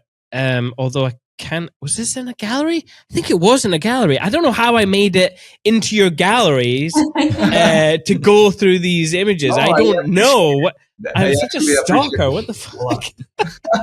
But no, I just like that kind of use of negative color, and like the whiteness of her dress and the shapes that you've used to kind of like cut them in half and kind of like split tone them. That's not the right terminology, but you know what I mean. Just nice composition, nice use of the black and the white. It's quite a simple image, but I think it's that simplicity that makes it stand out. Makes it striking, yeah. And there were obviously a few more in the gallery of this. But for me, this was the one that kind of stood out the most. So talk me through this. Did you use any AI features to remove anything from the walls? Like, what was the post-processing on this? Tell me all about it. That was actually featured in WPPI a couple of years ago. Okay. Yeah, and super honored for the opportunity. And this wedding was some time ago, before AI. Long time ago. Yeah, before AI. 2017? 2017? 2018, something like that. And that church is like that. It is like that. Is designed like that. So the church, the opening of the door, it's like an envelope. So it's like a little paper side. So the entrance to the church is that one. So it was very, very fun to play with it. They were some elements like, I don't know, not like a trash can, but there was something in the way, but the walls are like that. Mm-hmm. So I was just trying to capturing them walking in and the fact that he was dressed in black, she was wearing white. It was a perfect contrast. But yeah, I also love negative space and playing with compositions, the rule of thirds, so you can see them, their position in the lower third, the lower right third, on the strong focal point of the image. And so it was kind of like playing with that. It's playing with the rules, but also like breaking them a little bit. So I tried to like opening them a little bit more centered, and that's how it came up. Nice, lovely. It's Thank you. Really nice, really nice. What can you remember the name of the building? I'd love to check it out. St. Thomas University's Church in Houston. Okay. Yeah, I know the architect of that church. He has done other work. I don't know if outside of the States, but yeah. Whoa! Even on the inside, that is fascinating. It's like that? At first, I was like, "Oh, that's an LED cross." It's not. I'm assuming there's a cut. Yeah, it's a cross. There's a cross on the. It's light coming through. It's light coming through that. That is fantastic. It is a little tricky to shot in the church Yeah. because of the angles. But Oh, yeah. Okay, I can see why. yeah. It has Interesting. a weird angle towards the middle. Yeah, but it's super fun to work. Yeah. What Yeah, an interesting church. Yeah, I know, right? very unique. Yeah. Damn. All of our If you churches like that are type of just old. structures, I'll send you another one that is nearby. Oh yeah. Rothko Chapel. Oh, It's super fun too. ROTKO, Rothko Okay. Chapel, I think. we can send it over. Yeah, we can send it over, and it's like it's a non-denominational church temple. Oh so that's Every religion is welcome to practice any rituals there. Okay. what an interesting design on the inside. Yeah. Mhm, yeah. Oh Jesus. Yeah. Even on the outside, I mean, wow. What is it, was this the same architect? I don't think so. Okay. I don't know. That'll be interesting to do more research. I cannot tell They you.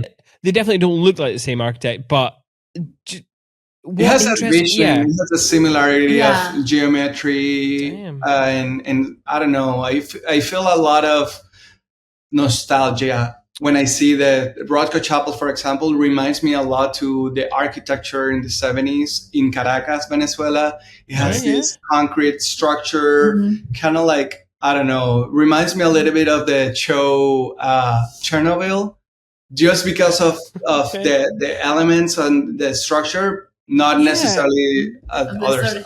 Yeah, the story, of course. There is kind of like an imperialness to the design. Right. Like what was that? Like a control room, like a What's that form of architecture? It's like brutal, like Brutalist? almost. Anyway, yeah. For what? Interesting. Anyway, this is not the show about architecture. I'm doing a podcast. Next show and tell. I think it's a video. Is it going to play? Is it going to play? I don't know. That's not that one. That's a JPEG. This one. All right. So this one is a video. So. Oh yeah. I'm hoping you just realize it, like what one is off the bat. But this one stood out to me. For so many reasons. And this is what we posted.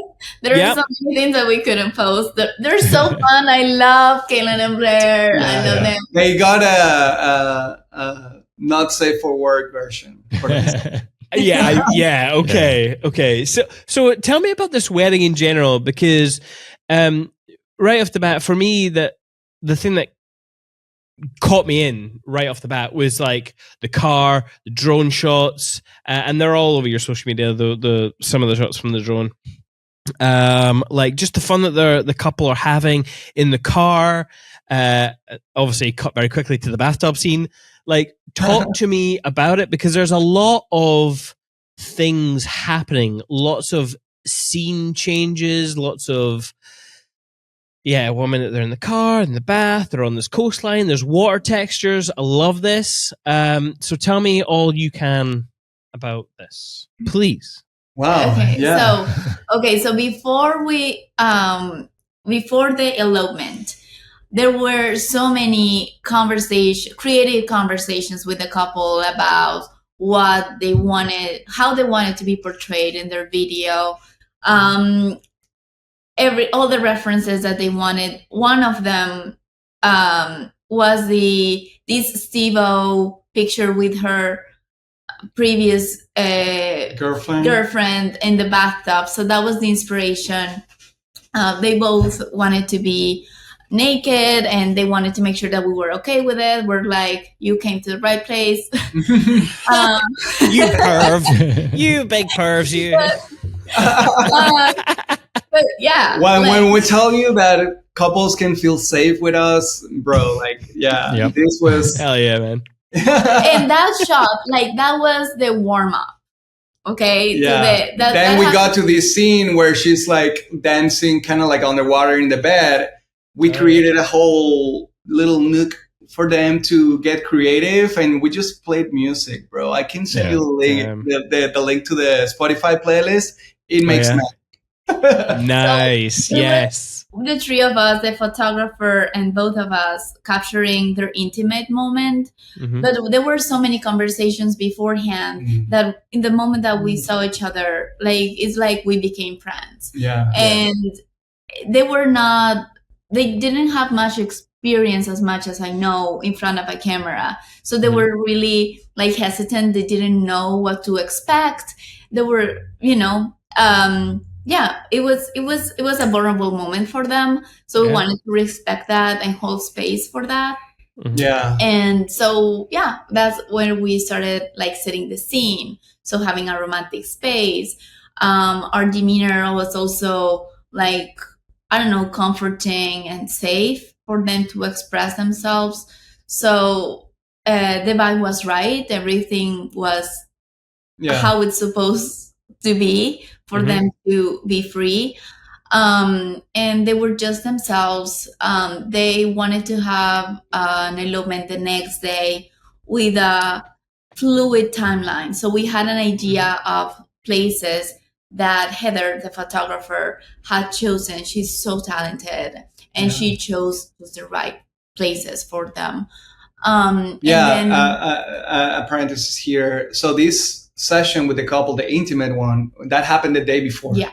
Right. I was going to ask how many days this shoot was. Was it just the 2 days? It's 3 days. Another one for B-roll. Yeah. Again, part of our approach. And for this one, we actually rented a van and we just traveled across the coast of Oregon because that was the wedding in Oregon.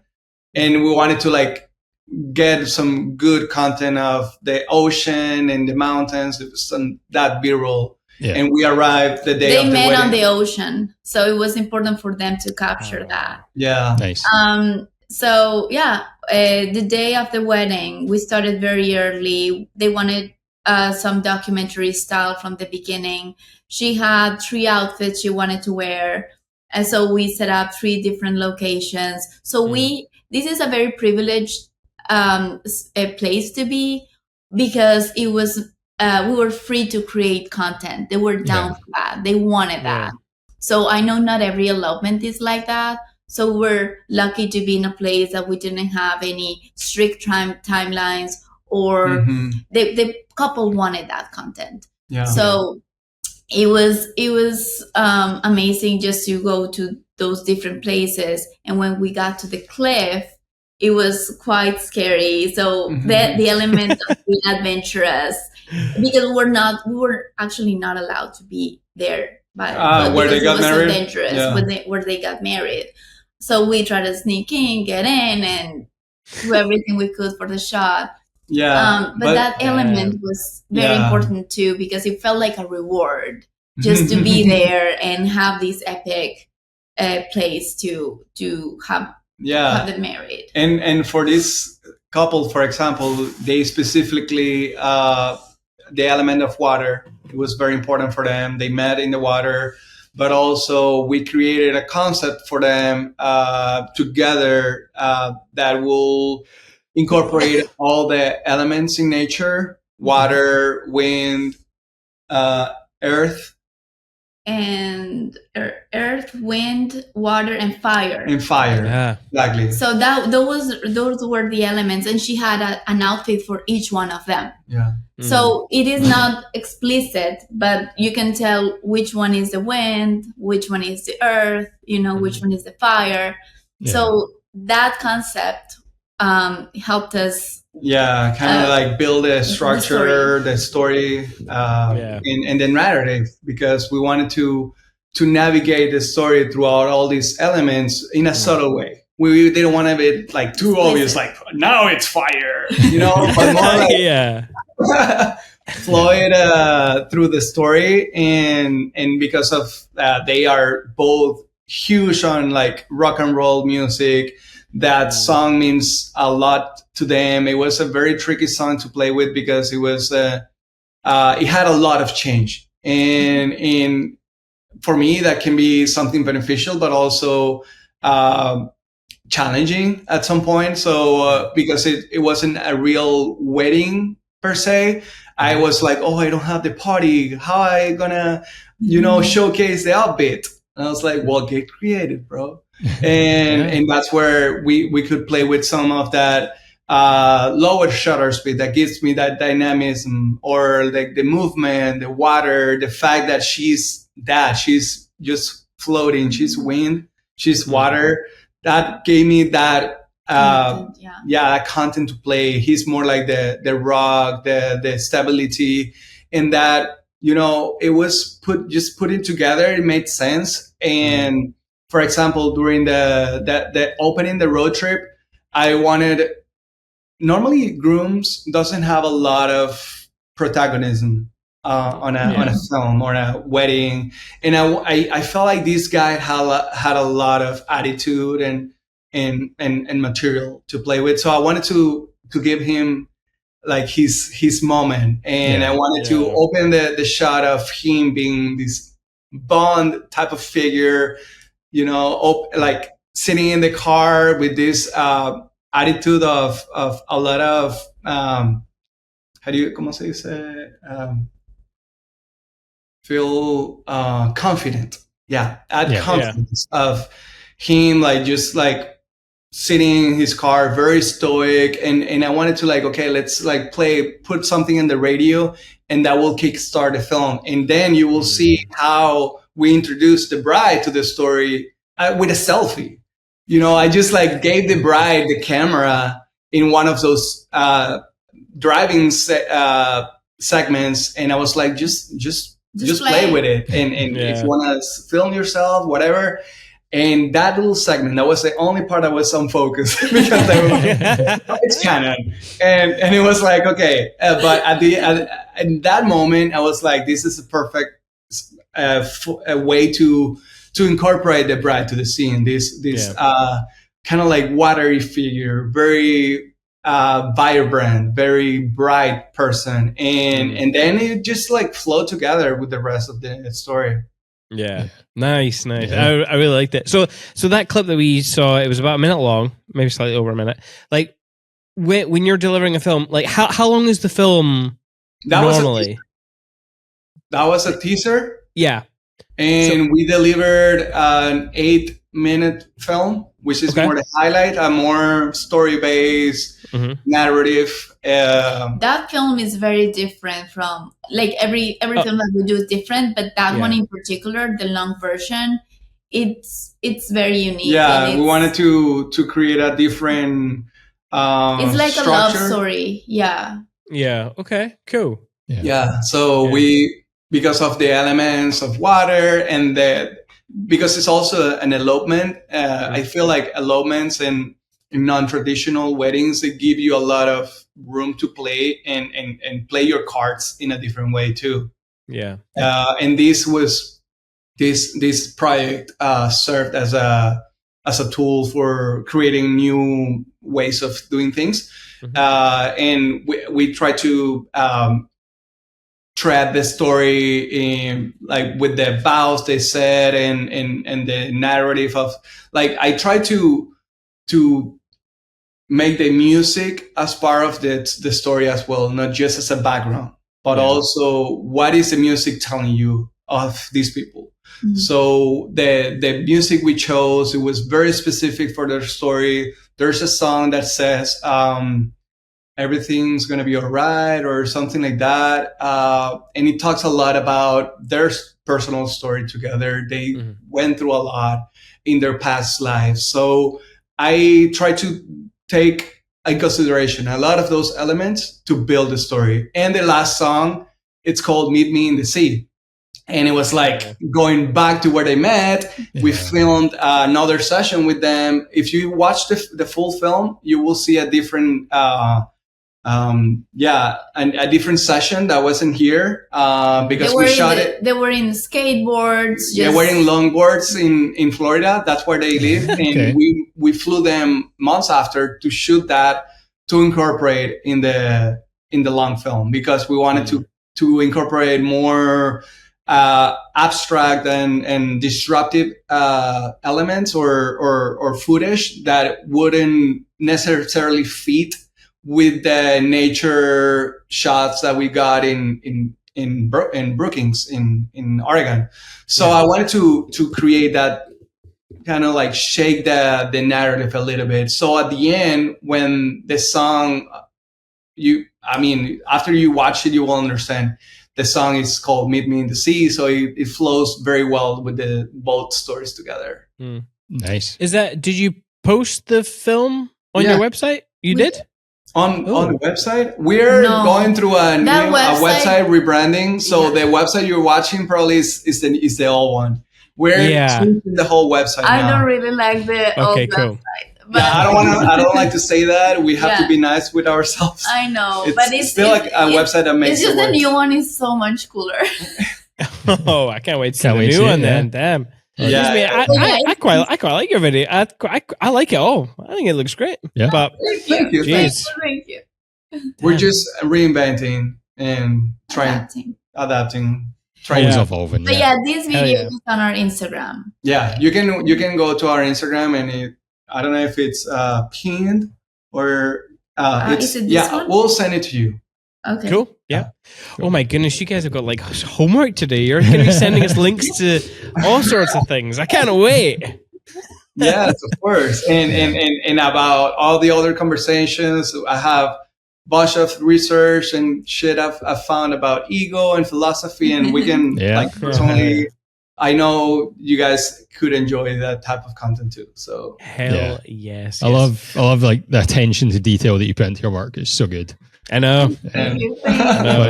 And wrapping up, last question we always ask is, do you have any book recommendations, or whether it's like business books or even like a TV show that's inspiring you right now?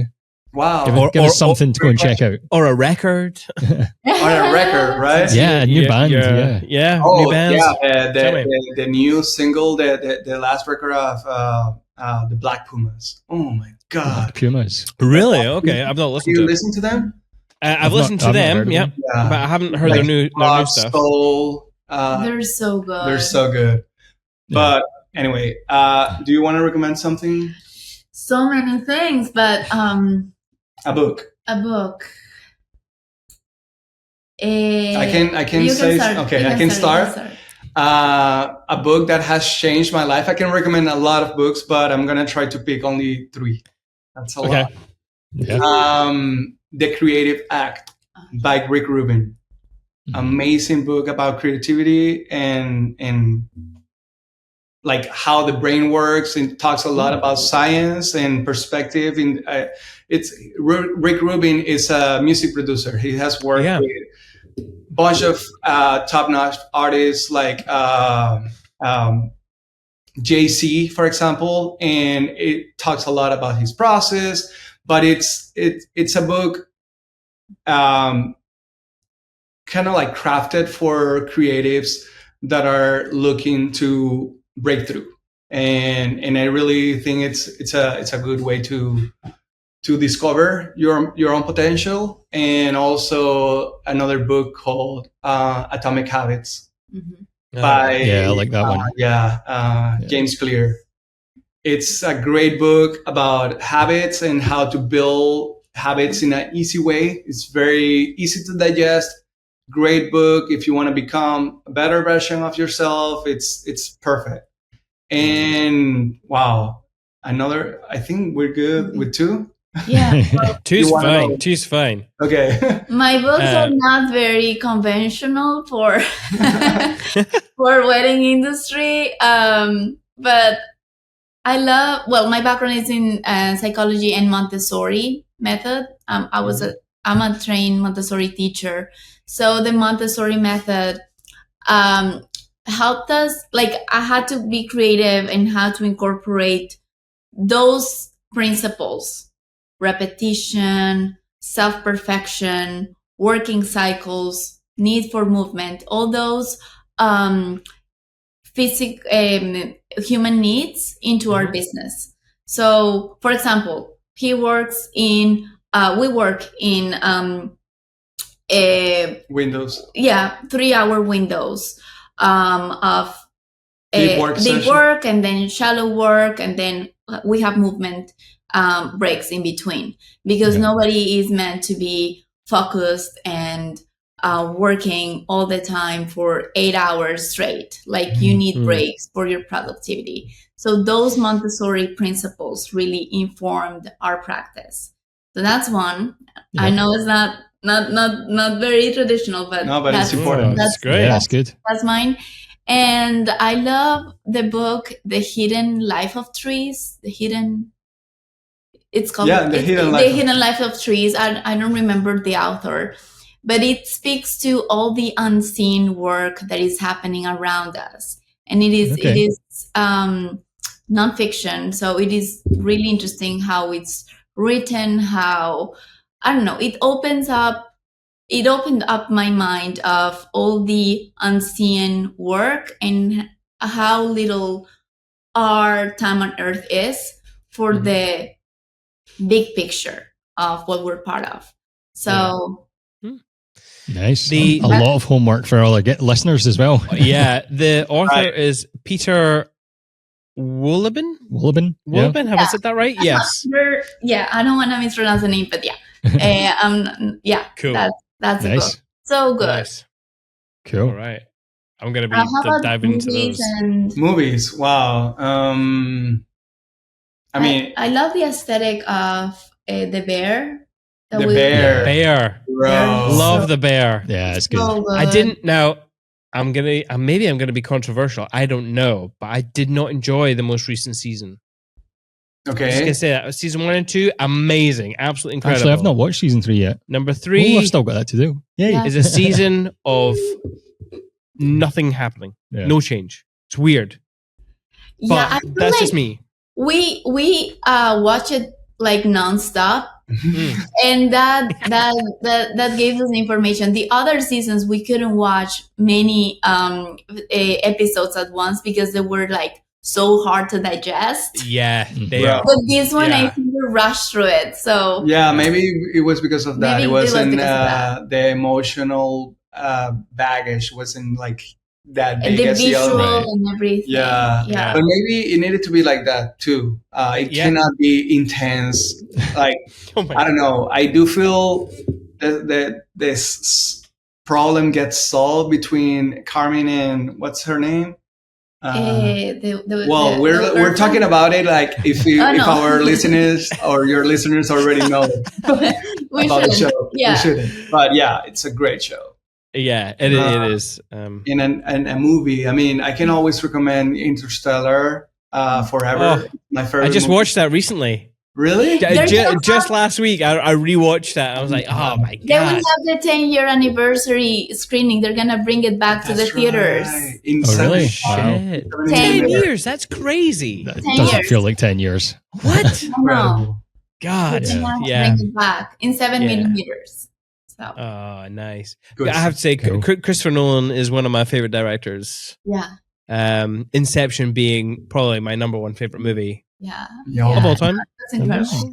But So yeah. good. Have you guys seen The Batman? No, Not yet.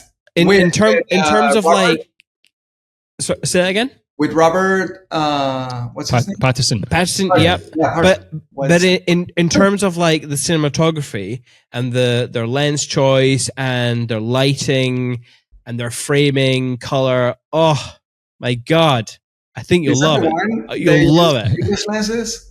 Like Yeah, okay. yeah, the Dude, converted yeah, old. I watched it so much. Yeah. We need to have another like movie session. We've been traveling for the last couple weeks for like so Yeah. long that yeah, I miss our field Field trips. trips. Yeah. yeah. Oh, man. But yeah, okay. Another just- movie. I think we have a good recommendation for sure. Yeah.